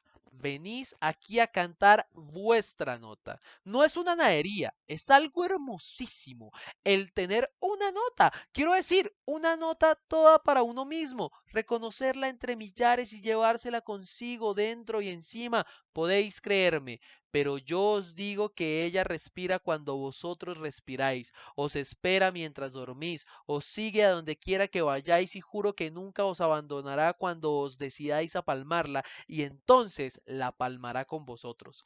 Podéis llegar a ser como si nada pasara nada. Podéis venir hasta aquí y decirme, querido Pekish, lo siento, pero creo que no tengo ninguna nota dentro y marcharos. Simplemente marcharos. Pero la verdad es que una nota está ahí para vosotros, pero vosotros no queréis escucharla. Y eso es una idiotez, es una obra maestra de la idiotez. De verdad, una idiotez como la copa de un pino. Uno tiene una nota que es la suya y la deja marchitarse en su interior. No, escuchadme con atención. Aunque la vida haga un ruido infernal, agudizad los oídos hasta que lleguéis a escucharla y entonces aferradla. No la dejéis escapar. Lleváosla con vosotros, repetíosla cuando trabajéis, cantáosla en la cabeza, dejad que os suene en los oídos y debajo de la lengua y en la punta de los dedos. Y si hace falta en los pies, sí, así a lo mejor conseguiréis llegar puntuales una vez, que no es posible empezar siempre con media hora de retraso, cada viernes con retraso. Lo digo también por usted, señor Potter. Es más, sobre todo por usted, con todos mis respetos, pero nunca he visto entrar a su sol por esa puerta antes de las 8:30 y nunca, todos pueden ser testigos, nunca. En fin, Fekich la soltaba de manera elegante y la gente lo escuchaba. Esto explica por qué, salvo la periódica excepción de la señora Trepper, todos los componentes del humanófono gozaban de una segura entonación verdaderamente singular. Uno podía pararlos en cualquier momento, en cualquier lugar, pedir escuchar su nota y ellos, con una naturalidad infinita, la sacaban, precisos como instrumentos de latón, siendo como eran hombres. En efecto, se la llevaba consigo y dentro y encima, justo como pensaba Pekish, como un perfume, como un recuerdo, como una enfermedad. Así a la larga se convertían en aquella nota. Por ejemplo, cuando murió el reverendo Hasek, cirrosis hepática, a todos les quedó muy claro que no solo se había muerto el reverendo Hasek, sino también, en cierto sentido, sobre todo, el fa sostenido más grave del humanófono. Los otros dos fa sostenidos, el señor Woke y la señora Bardini, pronunciaron el discurso conmemorativo y Pekish compuso para la ocasión un rondo para banda y humanófono que incluía todas las notas excepto la recién fallecida. La cosa suscitó una viva emoción. Así era. Perdona, Pekish. ¿Qué ocurre, Band? Solo quería decirte que falta el señor Mails. ¿Alguien ha visto al doctor? El doctor no está. Ha ido a casa de la señora Ornaval. Por lo visto, la señora Ornaval tenía dolores. Pekish sacudió la cabeza. ¿Qué nota tenía el doctor? El mi. ¿De acuerdo? Yo haré el mi. Pekish, y si quieres yo hago el mi y Art hace mi si y... No liemos las cosas, ¿de acuerdo? Yo haré el mi, que cada uno toque su nota y el mi lo haré yo. El doctor lo hacía muy bien. Vale, vale. Lo hará muy bien la próxima vez. Pero ahora intentamos empezar. Por favor, silencio. 36 pares de ojos se posaron sobre Pekish. Esta noche interpretamos Floresta Encantada, Bosques Nativos. Por si acaso, sí, se está repitiendo tal cual la misma introducción del capítulo. La primera estrofa, sottovoce, el estribillo, más vivo, os lo ruego. ¿De acuerdo? Todo el mundo en su sitio, como siempre. Olvidaos de quiénes sois y dejad obrar la música. ¿Preparaos? 2 horas después volvían a casa. Pekish y Pent. Pent y Pekish, deslizándose en la oscuridad hacia el chalecito de la viuda Beck, donde uno tenía su habitación de realquilado de por vía y el otro su cama de pseudo hijo provisional. La señora Beck es una señora que nunca tuvo un hijo y terminó adoptando al pequeño Pent. Pekish silbaba la melodía de Floresta Encantada, Bosques Nativos. Pent caminaba poniendo un pie delante del otro como sobre un invisible cable suspendido sobre un cañón de 400 metros de profundidad, quizás un poco más. Oye, Pekish, ¿mm? ¿Tendré yo una nota? Claro que la tendrás. ¿Y cuándo? ¿Antes o después? ¿Antes o después de qué? A lo mejor cuando ya seas tan grande como tu chaqueta. Se pegaron estas dos. ¿Y qué nota será? No lo sé, chico, pero cuando llegue el momento la reconocerás. ¿Estás seguro? Te lo juro. Penn volvió a caminar sobre el cable imaginario. Lo mejor era que incluso cuando caía no pasaba nada. Era un cañón muy profundo, pero era un cañón bondadoso. Dejaba que te equivocaras, casi siempre. Oye, Pekish. Ujú. Tú tienes una nota, ¿verdad? Hubo silencio. ¿Qué nota es, Pekish? Silencio. ¿Pekish? Silencio. Porque para ser sinceros, Pekish no tenía su nota. Se estaba haciendo viejo. Tocaba 1000 instrumentos, había inventado otros tantos. En la cabeza le zumbaban sonidos infinitos. Sabía ver el sonido, que es lo mismo que escucharlo. Sabía de qué color eran los ruidos, uno a uno. Oía sonar incluso una piedra inmóvil, pero una nota propia él no la tenía. No era una historia sencilla. Tenía demasiadas notas en su interior como para encontrar la suya. Es difícil de explicar. Era así y ya está. Aquella nota se le había tragado el infinito, de la misma manera que el mar puede tragarse una lágrima. Ya puedes intentar recuperarla. Puedes pasarte la vida entera. La vida de Pekish, algo que no es fácil de comprender. A lo mejor si uno hubiera estado aquella noche que llovía a cántaros y en el campanario de Quinnipiac daba las 11, a lo mejor entonces podría entenderlo. Si uno lo hubiera visto todo con sus propios ojos, si hubiera visto a Pekish aquella noche, entonces sí, a lo mejor lo comprendería. Caían chuzos de punta y el campanario de Quinnipiac empezó a tocar las 11. Habría que haber estado allí, allí, en aquel momento, allí, para comprender algo de aquel todo. Y con eso terminamos ese capítulo. Este capítulo me gustó más que el del tren, porque además la idea del el humanófono me gusta. Alguna escuela de arte debería ser un humanófono, weón. Suena. O sea, yo creo que el video del humanófono se hace viral. En algún lado ese video se hace viral. Uf, marica. El humanófono. Quiero ver un humanófono. No quiero tener un humanófono, pero quisiera ver un humanófono.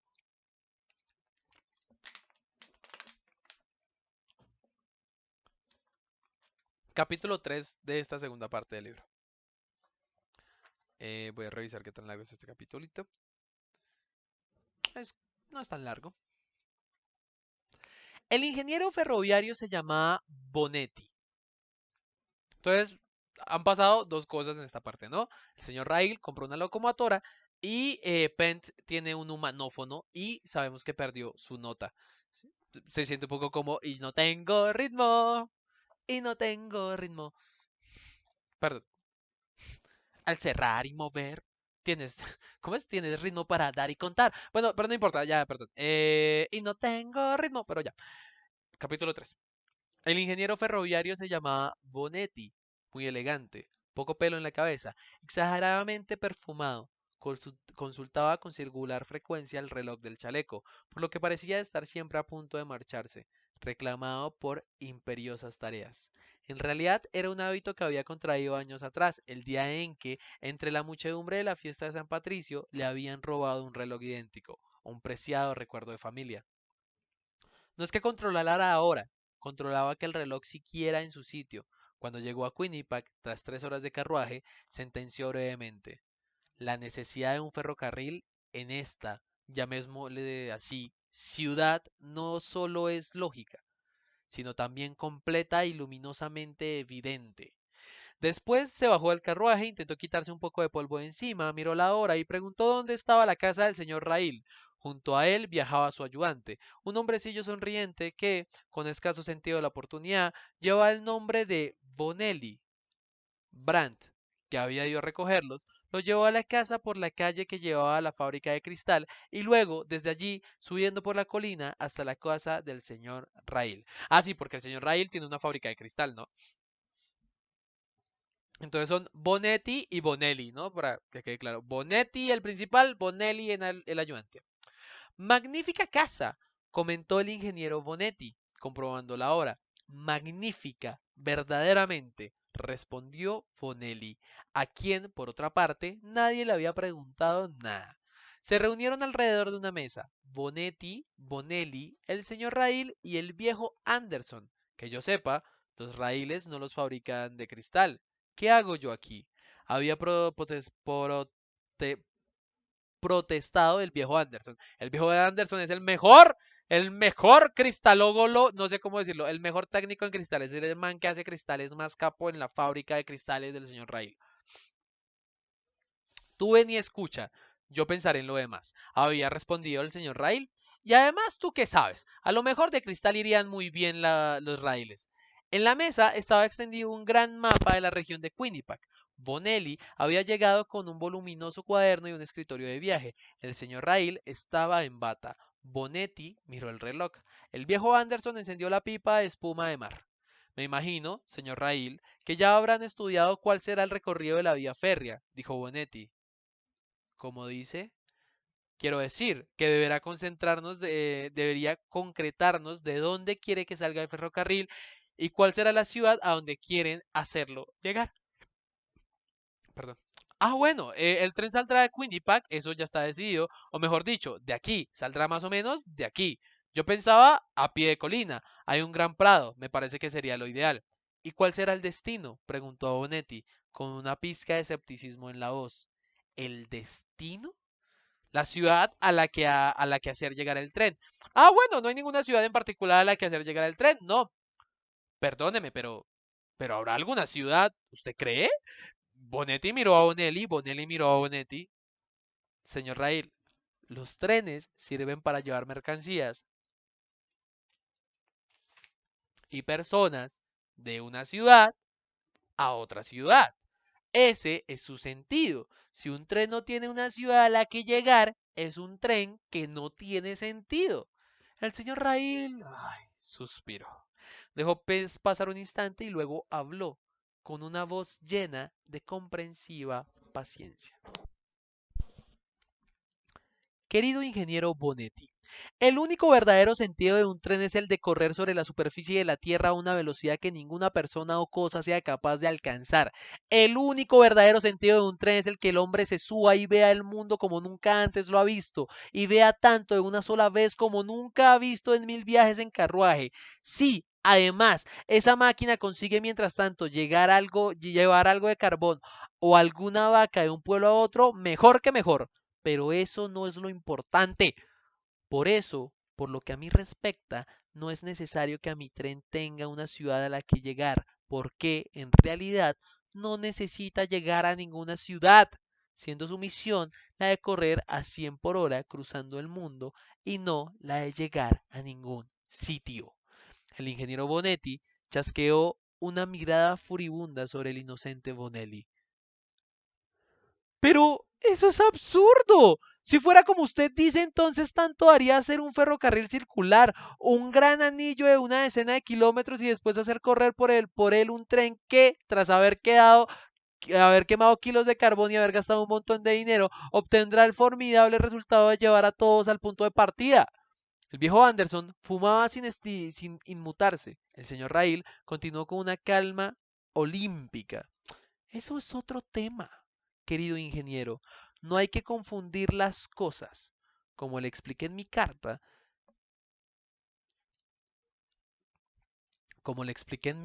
mi deseo será construir un ferrocarril de 200 kilómetros en perfecta línea recta y también le expliqué el por qué.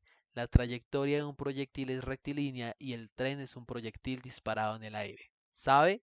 Es muy hermosa la imagen de un proyectil disparado. Es la metáfora del destino. El proyectil corre y no sabe si matará a alguien o si acabará en la nada, pero mientras tanto corre y en su marcha ya está escrito si acabará haciendo papilla al corazón de un hombre o destrozando algún muro. ¿Ve el destino? Todo está ya escrito y sin embargo nada puede leerse. Los trenes son proyectiles y son también metáforas exactas del destino, mucho más bellas y mucho más grandes. Por eso yo pienso que es maravilloso dibujar sobre la superficie de la Tierra esos monumentos a la incorruptible y rectilínea trayectoria del destino.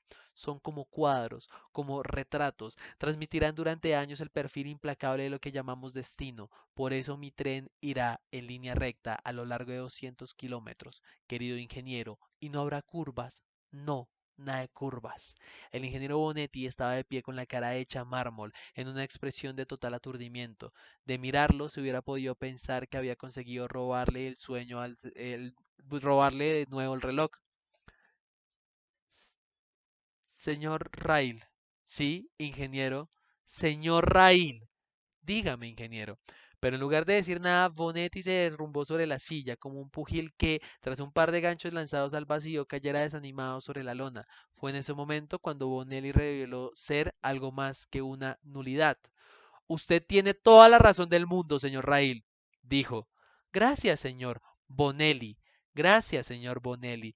Sí, usted tiene toda la razón del mundo, y a pesar de que las objeciones del ingeniero son completamente fundadas, no puede negarse que usted tiene ideas muy precisas sobre lo que quiere y que merece, por tanto, obtenerlo. De todas formas, si me lo permite, déjeme que le diga que la eventualidad de elegir una ciudad como punto de llegada de su tren no debería desecharse de modo tan drástico. Sí, como me parece haber entendido, la elección del lugar en el que las vías acaben le es totalmente indiferente. No debería molestarle que, digamos, por casualidad, ese lugar sea una ciudad cualquiera. Fíjese, una eventualidad de ese tipo resolvería muchos problemas. Sería más simple construir el ferrocarril y sería más simple el día de mañana hacer correr sobre él un mismo tren. En resumen, sencillo, indíquenos una ciudad cualquiera en este mapa que se encuentra a 200 kilómetros de aquí y tendrá sus 200 kilómetros de raíles rectos con un tren encima que corra a 100 kilómetros por hora. Bienvenido a Mr. Cat 206, ¿cómo estás? ¿Todo bien? ¿Todo bien por acá? Estamos en la lectura de Tierras de Cristal de Alessandro Barico. El señor Rail esbozó una satisfecha sonrisa de estupor, echó una ojeada al viejo Anderson y luego se inclinó sobre el mapa. Lo estudiaba como si no lo hubiera visto nunca antes, lo cual era absolutamente probable. Medía con los dedos, barbotaba algo, bajaba con la mirada a su alrededor, silencio total.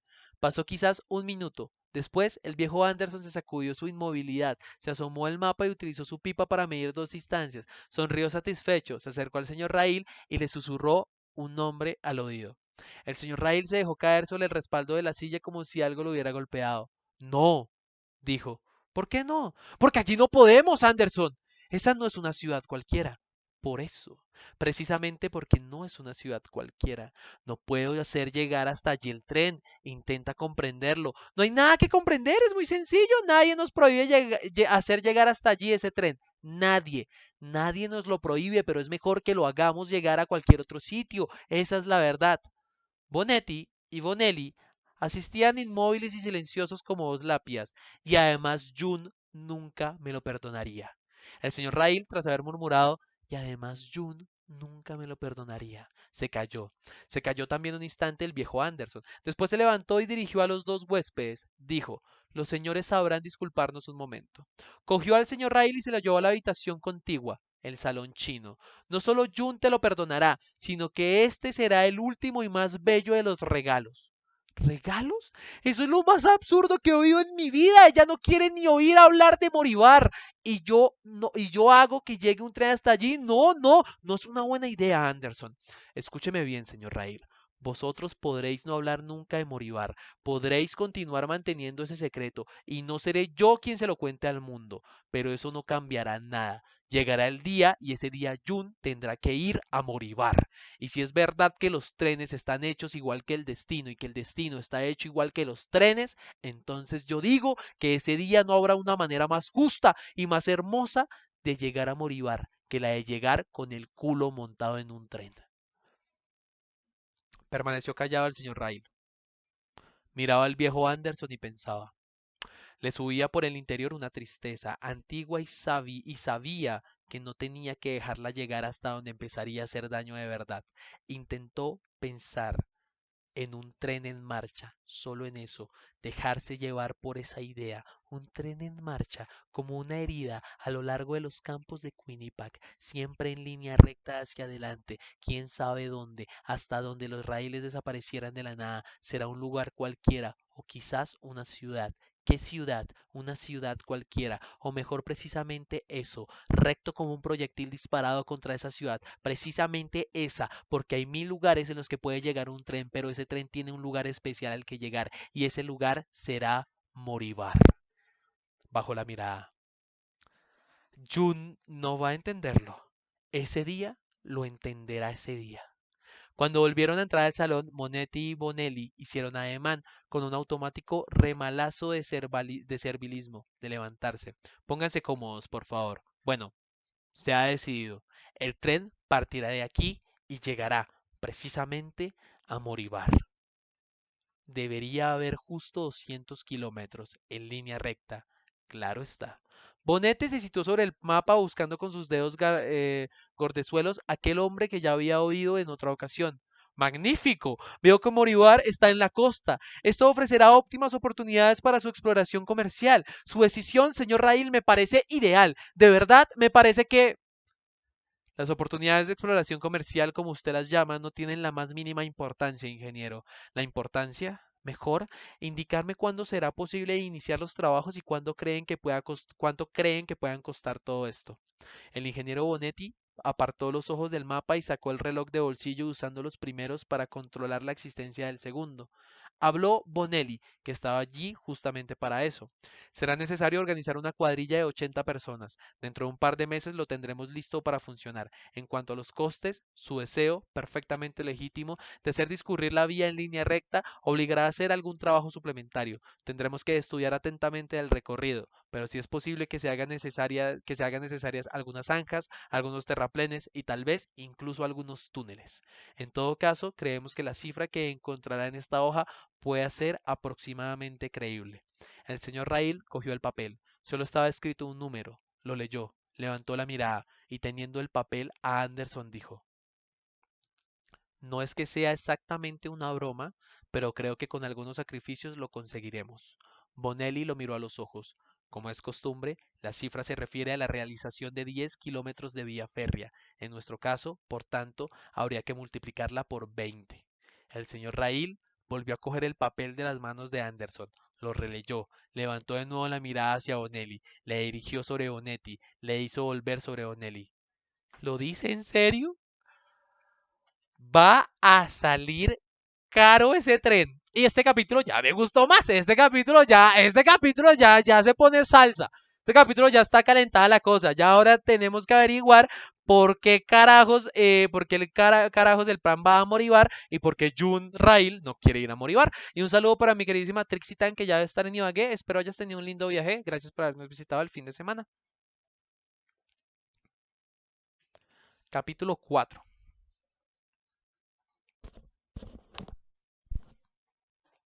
Voy a ver de nuevo qué tan largo es. Es que después de haberme encontrado ese capítulo de los trenes, no quiero capítulos largos. Este no es tan largo. Leámoslo. Capítulo 4. Un hombre, como un péndulo, corriendo incansable adelante y atrás, de su casa a la calle. Bajo el diluvio, un hombre, como un péndulo, enloquecido, corre adelante y atrás, de su casa a la calle. En la noche, bajo el diluvio, un hombre, como un péndulo enloquecido, sale de su casa a la carretera, se para en medio de la calle, luego vuelve precipitadamente dentro de la casa y de nuevo sale fuera y de nuevo recula hasta su casa y parece que no dejará de hacerlo. En la noche, bajo el diluvio, un hombre, como un péndulo enloquecido y calado, sale de su casa a la carrera, se para en medio de la calle, persigue algo en el aire y en el agua que lo rodean, luego vuelve precipitadamente dentro de la casa y de nuevo sale afuera, y de nuevo recula hasta su casa, y parece que no dejará de hacerlo, como si estuviera poseído por los tañidos de campana que en ese momento violentan la oscuridad y se disuelven en el aire líquido del aguacero infinito. 11 tañidos, un, uno sobre otro, el mismo sonido, 11 veces, cada tañido como si fuera único, 11 ondas de sonido, y en medio un tiempo incalculable, 11, uno tras otro, piedras de bronce en el agua de la noche, 11 sonidos impermeables lanzados en la podredumbre de la noche, era 11 toques, tañidos en el diluvio por la campana que vigilaba la noche. Fue el primero, ya el primero, el que asaltó a traición el alma de Pekish, abrazándola. Pekish estaba allí, viendo el diluvio, al otro lado del cristal, o más exactamente, escuchaba el diluvio.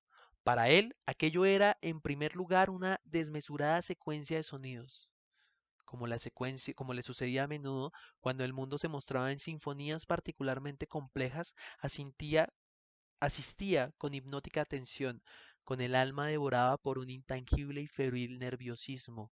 El diluvio sonaba de manera impresionante y Pekish escuchaba en su habitación al final del pasillo de la casa de la viuda Beck, con los pies descalzos, en camisón de lana basta, la cara a un palmo de cristal inmóvil. El sonido se había alejado de él. Estaban solos, maravillosamente solos.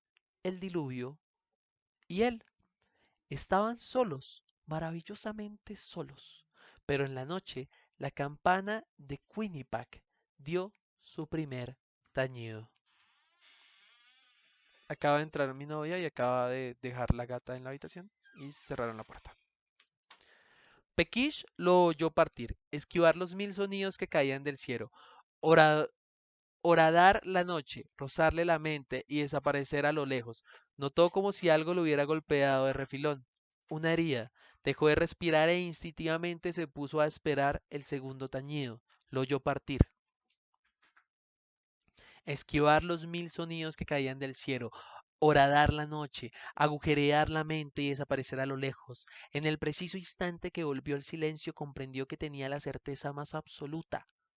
Aquella nota no existía.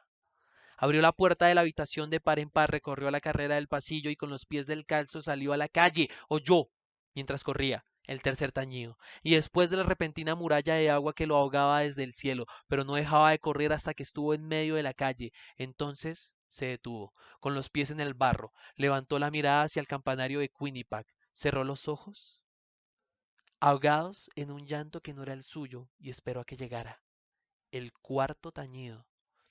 Le costó un par de segundos oírlo todo, desde el primer apunte hasta la última ráfaga. Después se lanzó precipitadamente hacia su casa. Corría gritando una nota bajo el alboroto del aguacero, contra el estruendo de aquel alboroto. No abandonó la nota al abrir la puerta de la casa, ni siquiera mientras corría por el pasillo, chorreando barro por todas partes y agua por la ropa, y por el pelo y por el alma. No la soltó hasta que llegó a su habitación, ante su piano. Un Pleyel 1808, madera clara, veteada por curvas como nubes. Se sentó y empezó a buscar entre las teclas. Buscaba la nota, obviamente. Si bemol y luego un la y luego un si bemol y luego do y luego do y luego do si y luego do y luego si bemol. Buscaba la nota, oculta entre las teclas blancas y negras por la mano. Le goteaba el agua del gran aguacero, partida del último de los cielos para lagrimear. Finalmente, sobre una terca de marfil y descender para desaparecer en la grieta entre un do y un re. Maravilloso destino. No encontró la nota. Dejó de gritar, no encontró, perdón, no la encontró. Dejó de gritarla, dejó de tocar las teclas, oyó cómo le llegaba un tañido, quién sabe cuál. Se levantó de golpe, partió de nuevo a la carrera por el pasillo, salió a la calle, tampoco se detuvo esta vez. Corría por entre el agua y el encuentro de aquel sonido que la campana le disparó regularmente a través de una muralla de agua, la imperturbabilidad irremediable de una campana, y él empezó a gritar aquella nota que no existía, y virando su carrera dentro del río creciente del aguacero, volvió derecho a la casa, resbaló en el fango del pasillo hasta el preyel de 1808, madera clara, veteada por curvas como nubes, y rítmicamente gritando aquella nota que no existía, rítmicamente se puso a percutir las teclas una a una para arrancarles lo que precisamente no tenían y que era la nota inexistente. Gritaba y golpeaba si bemol y luego do y luego si bemol y luego si bemol y luego si bemol y gritaba golpeando las teclas con incrédulo furor. A quién sabe, a lo mejor era maravilloso entusiasmo. Por otro lado, eran lágrimas o gotas de lluvia las que se escurrían por la cara. Cuando volvió a correr por el pasillo había agua y fango suficientes como para hacerle llegar resbalando hasta la puerta y más allá de la misma, resbalando por la calle, donde de nuevo, pero con una respiración cuyo ritmo tenía un tempo particular, como un reloj enloquecido encerrado en la caja de aquel péndulo inmenso que era Quinnipiac y su campanario. De nuevo levantó la mirada de la nada en la nada de la noche para que se enredara en lo más posible aquella burbuja de sonido que le llegó regularmente, bajando desde el campanario, a través de los miles de espejos de aguacero hasta sus oídos. En cuanto lo cogió, y como alguien que llevara un trago de agua en el hueco de la mano, partió hacia la casa, a quitar la sed a quien fuera, a quitarse la sed a sí mismo. Y eso hubiera hecho, pero al llegar a la mitad del pasillo, se descubrió con la mano vacía, es decir, la mente vacía y silenciosa. Fue un momento, fue quizás tan solo la intuición de que lo que estaba a punto de pasar. El hecho es que se detuvo en mitad del pasillo, detuvo bruscamente su carrera anclándose en las paredes y a los muebles, para darse la vuelta después, como reclamado por un miedo repentino, y arrojarse de nuevo fuera de la casa, más allá de la puerta hasta el medio de la calle, donde con los pies perdidos en un inmenso charco de agua turbia, se dejó caer de rodillas y apretándose la cabeza entre las manos, cerró los ojos y pensó, ahora, ahora mismo, y murmuró, o nunca más. Allí estaba, como una vela encendida en un granero ardiendo, sepultado por un mar de sonidos líquidos y nocturnos, esperaba una rotunda nota de bronce. Un pequeño mecanismo saltó en el corazón del reloj del campanario de Quinnipiac. La aguja más larga avanzó un minuto. La mitad de un mar de sonidos líquidos y nocturnos se deslizó hacia Pequich, una rotunda burbuja de silencio. Rozándolo se rompió, manchando de silencio el gran estruendo del infinito temporal. Si aquella noche cayó un verdadero temporal, ¿sabe?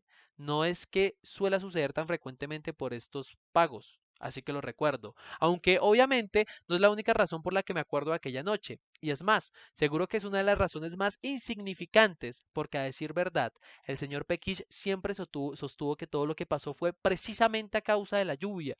No sé si me explico. Fíjese, él pensaba que fue el agua la que produjo aquel extraño sonido. Decía que el sonido de la campana pasando por aquella muralla de agua y rebotando en cada gota llegaba a una nota distinta. En fin, como si uno tocara un acordeón en el fondo del mar. Llegarían sonidos distintos, ¿no? Pero no sé, no siempre entiendo todo lo que dice el señor Pekish. También me lo explicó una vez. Me puso delante de su piano y me explicó. Decía que entre una tecla y otra hay en realidad infinitas notas, un pandemonium de notas secretas, por decirlo de algún modo, aunque notas que no oímos. O sea, usted, usted y yo no las oímos, porque él, el señor Pekish, él oye esas notas, y esa es la raíz de todos sus males, y esa inquietud que lo devora, sí, lo devora. Decía que aquella nota, aquella noche, era precisamente una de esas notas invisibles. ¿Comprende? Esas que están entre una tecla y otra, una nota invisible incluso para él. Eso es, pero yo no sé. Yo no entiendo mucho de esas cosas. ¿Sabe lo que decía mi querido Charles? Decía, la música es la armonía del alma. Eso decía, y yo pienso lo mismo. No consigo comprender cómo puede llegar a convertirse en una... En una enfermedad, hasta en una enfermedad, ¿entiende? Y sin embargo yo lo vi aquella noche, me desperté naturalmente, me asomé por la escalera y lo vi corriendo por el pasillo y gritaba, parecía haberse vuelto loco, incluso daba un poco de miedo, en cierto sentido, así que no me moví, me quedé espiándolo escondida en el piso de arriba, ¿sabe? Por aquel entonces todavía no estaba Pent, yo estaba arriba y el señor Pekish en el piso de abajo, al final del pasillo. Sí, eso es, el pasillo. En fin, después ya no vi nada, como si hubiera desaparecido. Entonces bajé por las escaleras y recorrí todo el pasillo hasta la puerta. Estaba todo lleno de barro, naturalmente. Había agua por todas partes. Llegué a la puerta y miré afuera, pero no lo vi enseguida. Había un aguacero fortísimo y además era de noche. No lo vi enseguida, pero luego lo vi. Y era increíble, pero él estaba allí, bajo el diluvio, arrodillado en el fango, apretándose la cabeza con las manos, así. Ya sé que es extraño, pero era así y lo vi y ya no tuve miedo. Al contrario, para decir la verdad, me puse el chal por encima y corrí gritando, ¡Señor Pekish! ¡Señor Pekish! Y él que nada, seguía allí como estatua. Era un poco ridícula toda aquella escena, ¿comprende? Él arrodillado y yo saltando por el fango bajo aquel diluvio. No sé, al final lo cogí por las manos y se levantó lentamente y lo llevé a casa. Se dejaba llevar, no dijo nada. Fíjese Fíjese, esto es verdad. Yo no sabía casi nada de él. Solo hacía unos meses que vivía en mi casa y no puedo decir que nos hubiéramos dicho algo más que buenos días o buenas noches. Yo no sabía quién era, eso es verdad. Y sin embargo, lo llevé a su habitación y luego le quité el camisón empapado. Así, no sabría decir por qué, pero no me preocupé ni por un momento si era poco conveniente que hiciera algo semejante. Sé que lo hice simplemente y empecé a secarlo pasándole la toalla por la cabeza y por el cuerpo mientras él temblaba de frío y no decía nada. No sé, tenía el cuerpo de un muchacho, ¿sabe? Un muchacho con el pelo gris. Qué extraño. Y al final lo metí en la cama, bajo una buena manta. Así fue como pasó. Y a lo mejor no habría sucedido nada si yo no me hubiera quedado allí mirándolo sentado en la cama. ¿Quién sabe? El hecho es que me quedé allí, quién sabe por qué, hasta que él, en cierto momento, me abrazó. ¿Así? Me estrechó fuertemente y yo lo abracé. Y estábamos apretados el uno contra el otro sobre aquella cama y luego bajo aquella manta. Así. Y luego vino el resto. Creo que Charles lo habría comprendido. No, en serio, no lo digo para excusarme, pero él era así. Decía que la vida es un vaso que hay que beber hasta el fondo.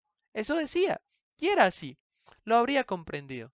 Después, poco después del amanecer, me deslicé fuera de la cama y volví a mi habitación. Por la mañana en la cocina, el sol penetraba por las ventanas, y él se sentó a la mesa y simplemente dijo, como todos los días, Buenos días, señora Abeck. Y yo respondí, Buenos días tenga usted, señor Pekish. ¿Ha dormido bien? Dormí muy bien, como si nada hubiera sucedido, ni la historia de la campana ni todo lo demás. Cuando salió, pasó por el pasillo. Esto lo recuerdo muy bien, y entonces se detuvo, volvió atrás, se asomó a la cocina y sin levantar los ojos del suelo me dijo en voz baja, me dijo algo así como, perdóneme lo del pasillo. Algo así, y yo le dije, no se preocupe, señor Pekish, estará limpio en un santiamén. La cosa fue así, es extraño, pero a veces no hay nada que decirse. Más o menos la historia es esta, así fue, ¿sabe? Han pasado más de 15 años desde entonces. ¿Tanto tiempo? ¡Años! No, nunca he pensado en casarme con el señor Pekish. A decir verdad, tampoco me lo he propuesto nunca. Esto tengo que decírselo con la misma seriedad. Él nunca me ha dicho ni una sola palabra de todo esto. Y, de todos modos, quiero decirle, no le habría contestado que sí. ¿Comprende? Nunca me lo hubiera propuesto, aunque me lo hubiera propuesto, le habría dicho que no, porque yo he tenido un hombre en mi vida y he tenido la suerte de amar a un hombre y no consigo imaginarme cómo eso pudiera suceder otra vez. ¿Se imagina? ¿Las mismas palabras? ¿Me saldrían las mismas palabras? Sería ridículo. No, no, no, no me habría casado nunca. El señor Pekish, ¿sabe? Hay noches en que ocurre algunas veces, el señor Pekish entra lentamente en mi habitación, o bien yo entro en la suya. El hecho es que algunas veces tiene dentro un triste cansancio. Así se pasan las ganas de seguir, de resistir. Viene a la cabeza esa confusión y ese cansancio. Por eso no sienta nada bien la llegada de la noche. No es precisamente el mejor momento para quedarse allí en la oscuridad, solos. Sería mejor que no existiera esa historia de la noche. Y así, a veces, salgo a mi habitación y entro en silencio en la del señor Pekish. Y él también, a veces, hace lo mismo y entro en su cama y nos abrazamos y todo lo demás. Usted dirá que ya no tenemos edad para hacer esas cosas. Todo esto le parecerá ridículo y yo sé que yo no soy una mujer hermosa. Y, pero sucede que ya está. Nos abrazamos y todo lo demás en silencio. Fíjese, en todos estos años no ha habido una ocasión en que el señor Pekish me haya dicho que no. Y todas las veces en que yo le he visto entrar lentamente en mi habitación en la oscuridad, tampoco yo le he dicho que no. No es que suceda muy a menudo, créame, solo a veces así, pero nunca le he dicho que no. A decir verdad, a decir verdad, tampoco le he dicho que sí. O sea, nunca le he dicho nada. Eso es, nunca nos decimos nada, ni una palabra, y ni siquiera después en la vida nunca hemos dicho ni una palabra de esa historia. No hemos hablado de ella, ni una palabra. Es una especie de secreto incluso para nosotros. Solo una vez, lo recuerdo. Ahora usted se reirá. Pero una vez me desperté por la noche y allí estaba él, sentado en la cama, mirándome. Y me acuerdo de que aquella vez se inclinó hacia mí y me dijo, eres la mujer más hermosa que he visto en mi vida. ¿Así? Oh, yo ya era vieja entonces y todo aquello no era verdad. Y sin embargo también era verdad. Era verdad para él. En aquel momento sé que era verdad solo para él. Y solo aquella noche, pero era verdad. Le dije una vez a Penn, ¿sabe?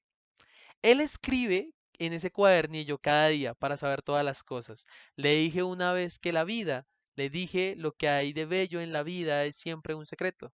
Le dije que lo que hay de bello en la vida es siempre un secreto. Para mí, así ha sido. Las cosas que se saben son las cosas normales o las cosas desagradables, pero después están los secretos y es allí donde va a esconderse la felicidad. A mí siempre me ha pasado así, siempre, y yo digo que él también lo descubrirá cuando se haga mayor. Se le pasarán estas ganas de saber, ¿sabe? Yo creo que lo que seguirá, que un día partirá de verdad hacia la capital y llegará a ser un hombre importante. Tendrá mujer, hijos y conocerá el mundo. Creo que lo que seguirá. Y en serio, y además esa chaqueta tampoco es tan grande. Partirá un día, a lo mejor partirá con el tren, ¿sabe? El tren que ahora está construyendo el señor Rail. Yo nunca los he visto, pero me han dicho que los trenes son bellísimos. Partirá con el tren a lo mejor. Y quién sabe si volverá. No lo sé. Me han dicho que desde los trenes se ve el mundo como si se moviera, como una especie de linterna mágica. Ah, seguro que es muy bello. Debe ser divertido. ¿Usted nunca se ha montado en uno? Tendría que hacerlo.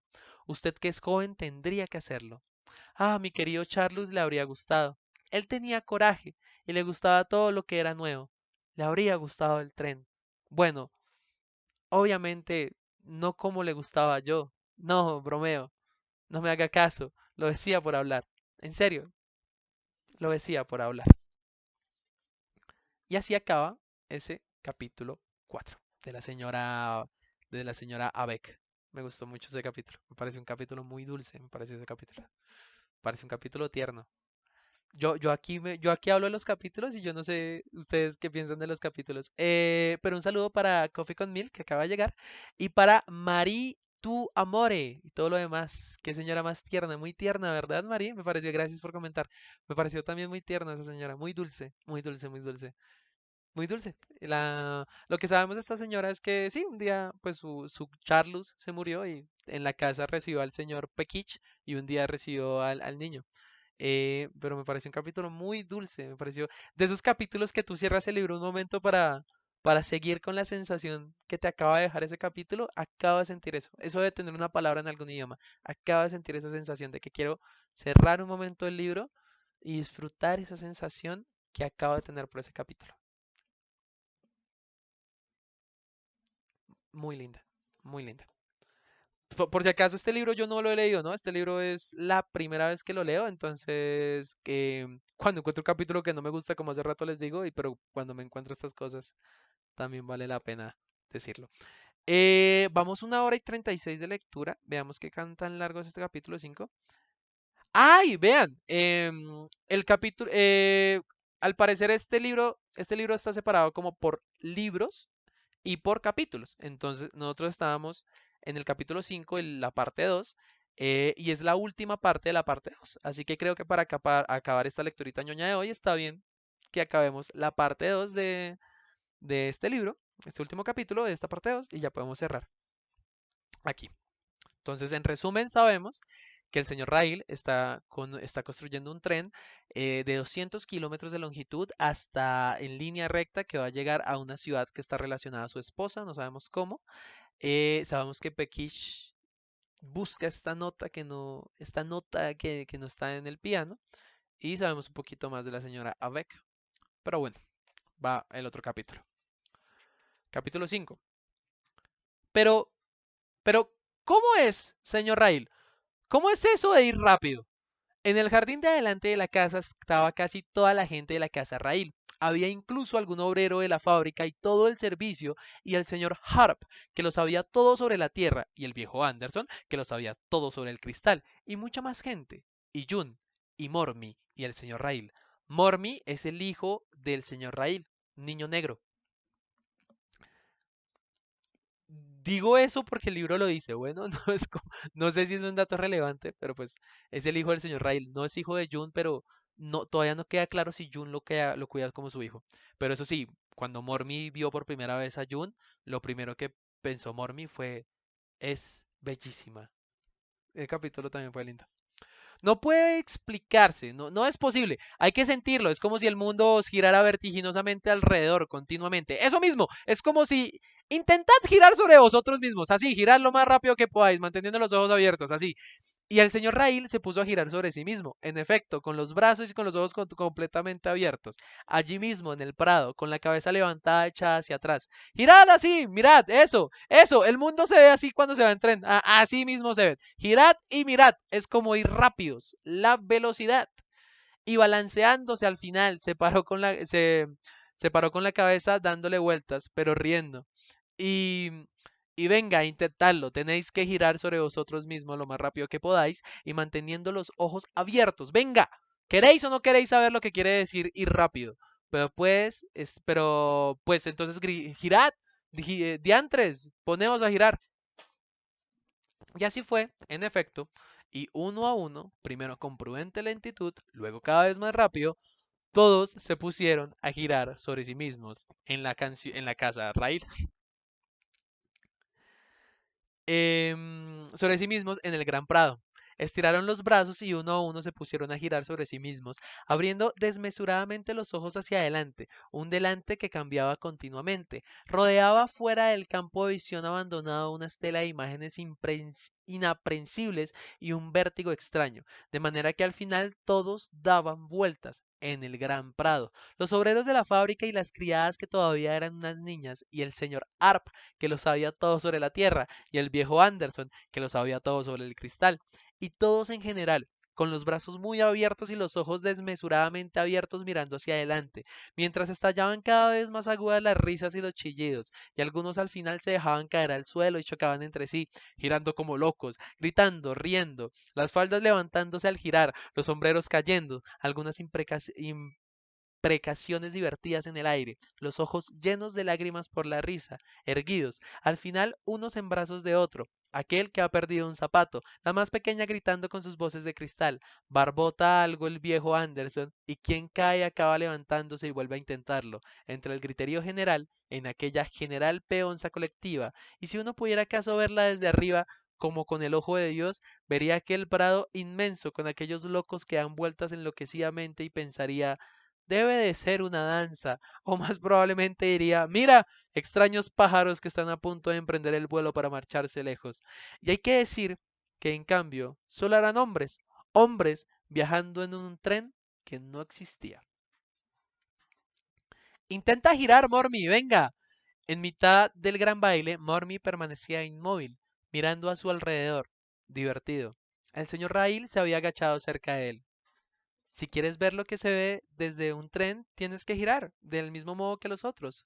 Mormy lo miraba fijamente a los ojos, de aquella manera suya que a nadie perdonaba, porque nadie tenía unos ojos como aquellos, hermosos como aquellos, y nadie te miraba de aquella manera, como él te miraba, y callaba, Ese era el corolario de aquella mirada única.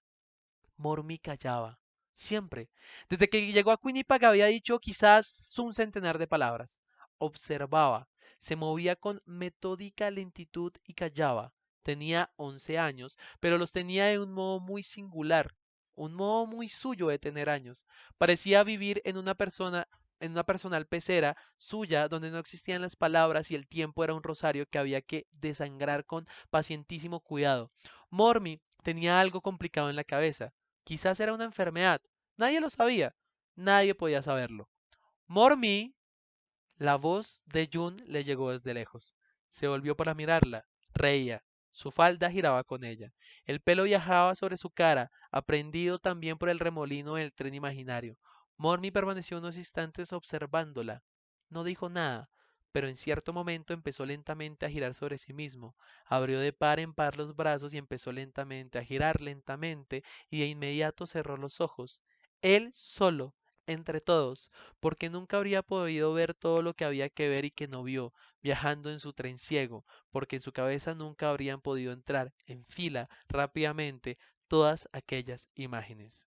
June, el prado, el bosque, la fábrica de cristal, el río, los abedules a la orilla del río, el camino que subía, las casas de Quinnipiac, en lontananza, la casa y luego, nuevamente, June. El prado, el bosque, la fábrica de cristal, el río de abedules a la orilla del río, el camino que subía, las casas de Quinnipiac en lontananza, la casa y luego, nuevamente, June, el prado, el bosque, la fábrica de cristal, el río, los abedules de la orilla del río, el camino que subía, las casas de Quinnipiac de lontananza, de Quinnipiac de lontananza, de Quinnipiac de lontananza, Quinnipiac, Quinnipiac, Quinnipiac, Quinnipiac, las casas de Quinnipiac, el camino entre las casas, en camino del camino de la gente, mucha gente en mitad del camino, la cháchara que va subiendo desde la gente reunida en medio de la calle, nubes de palabras que se evaporan en el cielo, verdaderamente una gran fiesta de palabras en libertad, ociosas, cualesquiera, inolvidables, verdaderamente un brasero de voces puesto allí para calentar el pueblo, un gran estupor general. Vosotros haced lo que queráis, pero a mí no me veréis subir a ese tren. Nunca. Subirás, ya lo verás. Llegando el momento, subirás. Ya lo creo que subirás. Si sube Molly, subirás tú también. Puedes apostar lo que quieras. Que tendrá que ver la señorita Molly. Que tendrá que ver la señorita Molly con todo esto. A ver si no la mezcláis con todo esto. Es verdad, el tren no es apropiado para señora. Supongo que bromea, espero. Nosotras estamos absolutamente capacitadas para subir en un tren. Tranquila, quería. ¡Y un cuerno! El señor se cree que el tren es como la guerra a la que solo pueden ir los hombres. La señora Robinson tiene razón. He leído que también van los niños. No habría que permitir que subieran los niños, que deberían arriesgar sus vidas. Yo tengo un primo que ha ido y dice que no hay ningún peligro en absoluto. ¿Tu primo no lee los periódicos? Es verdad, en los periódicos venía lo de aquel tren que se cayó por un desnivel. ¿Y eso qué significa? También Pritz se cayó por un desnivel y sin embargo no era un tren. Ay, pero tú sabes las tonterías que llegas a decir. El tren es un castigo divino, eso es lo que es. Vaya, ha hablado el teólogo. Claro que sí, ha hablado el teólogo. ¿Tú qué te crees? No ha sido un balde los años que he pasado haciendo de cocinero en aquel seminario. Di la verdad. Era una cárcel. Idiotas, es lo mismo. En mi opinión, es como ir al teatro. ¿El qué? En mi opinión, el tren será como una especie de teatro. ¿Quieres decir que será como un espectáculo? No, igual que el teatro. Se pagará la entrada y todo lo demás. Ya ves, tú sí se paga. Claro que se paga. Mi primo me ha dicho que te dan una entrada, pagas y te dan un disco de marfil que devuelves a la estación de llegada. Dice que es parecido a las entradas que dan en el teatro. ¿No había dicho yo que será como el teatro? Ah, sí, hay que pagar. Ya pueden ir olvidándose de que me... Ah, sí, hay que pagar. Ya pueden ir olvidándose de que me suba a ese tren. ¿Qué te creías? ¿Que te iban a pagar a ti por subir al tren? Eso es para los ricos. Escuchadme, el tren es para ricos. Pero el señor Raíl me ha dicho que podemos subir todos. Pero antes el señor Raíl tendrá que encontrar el dinero para hacer ese tren. Lo encontrará. Nunca lo encontrará. De todas maneras, ya ha comprado la locomotora. Eso lo dijo él mismo. Y estabais todos. Sí, la locomotora, sí. Brad dice que la han construido cerca de la capital y que se llama Elizabeth. ¿Elizabeth? Elizabeth. Pero bueno, Elizabeth es un nombre de mujer. Y, pues no sé, eso es una locomotora y no una mujer. Y además, perdona, Pero ¿qué es eso de que las locomotoras llevan nombre? Y en efecto, siempre tienen un nombre, siempre tienen un nombre las cosas que dan miedo. Pero ¿qué dices? Y en efecto estaba llegando. Nada, hablaba por hablar. Tiene un nombre porque si alguien te las roba puedes decir que era tuya. Y en efecto estaba llegando Elizabeth. Pero pero ¿quién quieres que te robe una locomotora? Y una vez me robaron la calesa desengancharon al caballo y se llevaron solo la calesa. Y en efecto estaba llegando Elizabeth, monstruo de hierro. Pues hay que ser idiota para dejarse robar la calesa y no el caballo. Si yo hubiera sido el caballo me habría ofendido. Y en efecto estaba llegando Elizabeth, monstruo de hierro y de belleza, pues era un caballo hermosísimo además, tan hermoso que ni los ladrones. Y en efecto estaba llegando Elizabeth, monstruo de hierro y de belleza, atada al puente de una gavara, subida río arriba en silencio, muda. Eso era sorprendente, y lenta con un movimiento que no era suyo, de la mano del agua. Alguien la arrojará al final sobre dos raíles para que estalle su rabia a 100 por hora, mancillando la pereza del aire. Un animal podría pensarse, una bestia feroz capturada en alguna selva, las cuerdas cegándole los pensamientos y los recuerdos, una jaula de cuerdas para hacerla callar, la dulce crueldad del río que la lleva cada vez más lejos. Al final habrá una lontananza que se convierta en su hogar. Volverá a abrir los ojos y tendrá delante dos raíles para saber a dónde escapar. ¿De qué? Eso no lo comprenderá nunca. Elizabeth subía río arriba, en silencio, atada al puente de una gabarra. Una gran lona la escondía del sol y de las miradas. Nadie podía verla, pero todos sabían que sería bellísima. Y aquí acaba este capítulo y este capítulo y esta parte del libro que termina con una frase en alemán que no entiendo, la estoy escribiendo. Denken, em, empfanden, die, creo que es alemán. Ru, ru, ru, n, g. Esta es la frase.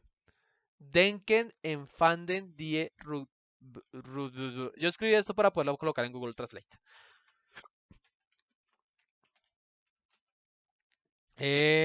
Ta, ta, ta. Y nos dice, traducir del alemán, esperen que lo escriba aquí, denken. La frase significa pensar, sentir la emoción. Eso significa la frase. Y con eso terminamos este segundo capítulo. Vamos en la página 101 de este libro de 240 páginas.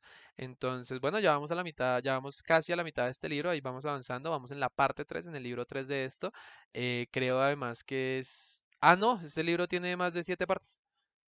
Ahí vamos, de poquitos vamos acabando.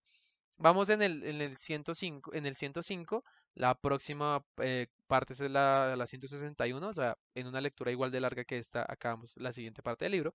Pero bueno, yo creo que la acabaremos en otra ocasión. El día de mañana no va a poder ser esa ocasión porque como les estuve contando, el día de mañana voy a estar en una función con David Castañeda cerca al portal El Dorado de Transmilenio, bastante cerca. Es de entrada libre, esto es parte de, o sea, esta función no la paga el distrito porque nos ganamos la beca esto se llama la beca de narración oral en escena del Ministerio de Cultura. Nos ganamos con David.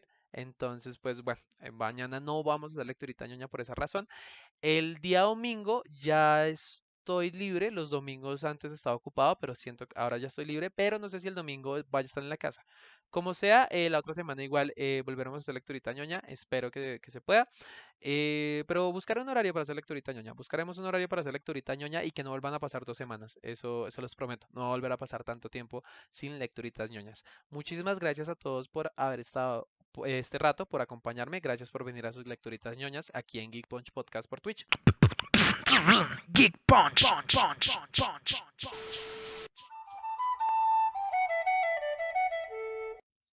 Entonces, bueno, a todas las personas conectadas, recordarles varias cositas. La primera, estamos terminando Tierras de Cristal. Después de terminar Tierras de Cristal, nosotros vamos a leer el libro de Héctor Abad Faciolince, El olvido que seremos. Leeremos, esa será la novela que va después de esta de acá. Y obviamente tendremos que sacar tiempo para seguir leyendo Dune, que lo tenemos abandonado también hace 2 semanas, que estamos en el libro 2, apenas ahí cuando el protagonista, cuando el nuevo duque Leto, es decir, Paul Leto, em, se está encontrando con la gente de Arrakeen, de Arrakeen. Entonces, bueno, en su momento ya seguiremos con esto, vamos a la mitad del libro, pero ahí de a poquitos la otra semana estaremos retomando esta lectura. Muchas gracias a todos por estar conectados. Entonces, dicho eso, también recordarles que si ustedes quieren apoyar las lecturitas ñoñas, lo pueden hacer eh, de varias maneras. Pueden compartir este contenido, esto lo estoy subiendo a YouTube de Geek Punch, pueden darle like allá, compartirlo con sus amigos. Si tienen dinero por Nequi y Plata, nos pueden apoyar a nuestro número de Nequi y Plata, claro que sí. Si usted quiere pasarnos directamente a mi número de Nequi y Plata, con mucho gusto yo le paso mi número particular. Pues con algunos de ustedes que digamos ya como que hay una confianza, les puedo pasar mi número particular para que me pasen directamente ahí a mi Nequi y Plata. También es una opción en estas lecturitas ñoñas, claro que sí. Tenemos PayPal, si usted está en el extranjero, también nos puede pasar ahí por PayPal, nos puede apoyar por ahí también. Y ya, sí, creo que eso es todo por hoy. Creo que sí, creo que sí. Entonces sí, creo que sí. Muchas gracias a todos por estar conectados. Espero que la otra semana tengamos una lecturita ñoña diferente con Piel de Oso, que invité a Piel de Oso, un amigo comediante a las lecturitas ñoñas, y me dijo que le gustaría leer reggaetón. Y yo le dije, oye, no hemos leído reggaetón en las lecturitas ñoñas, así que vente a leer reggaetón. Entonces la otra semana voy a estar cuadrando con Osito para que venga o desde su casa leamos reggaetón con Piel de Oso. Pues va a ser una tarde diferente de lecturitas ñoñas, pero pues se va a estar haciendo. Entonces ya, esa es la invitación, la invitación a que sigan pendientes de las lecturitas ñoñas, de que estén pendientes aquí Historias de Caballero mañana y el próximo viernes con todo el elenco de Geek Punch, con Sebastián David y mi persona, haciendo Kamehaha en Boom Comedy Live. Entonces ahí lo pueden hacer también. Y creo que eso es, no es mucho más. Estoy haciendo tiempo por si hay que hacer algo más, pero creo que no. Creo que eso ha sido por hoy. Nadie escribe, así que asumo que todo el mundo se durmió.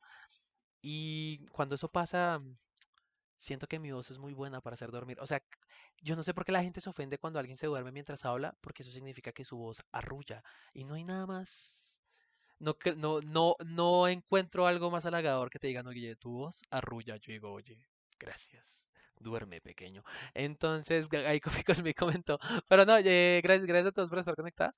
Yo creo que pues somos 10 y hay alguien jugando de Mental, está jugando Call of Duty Mobile, así que bueno, podemos hacerle una pequeña raida de Mental, por si ustedes quieren ahí un cambio de arena, los voy a pasar a la raid con de Mental, los voy a dejar con la cortinilla de créditos. De nuevo, gracias por acompañarme, mi nombre es Samuel Vela, me encuentran en todas mis redes sociales como @elfisicocuenta y este es su canal de Geek Punch por aquí, por Twitch, que siempre por ahí haciendo sus transmisioncitas, ¿sí o qué? Entonces los quiero mucho, les mando un abrazo y nos vemos en otra lecturita ñoña o en otra transmisión que nos pillamos por ahí. Bye.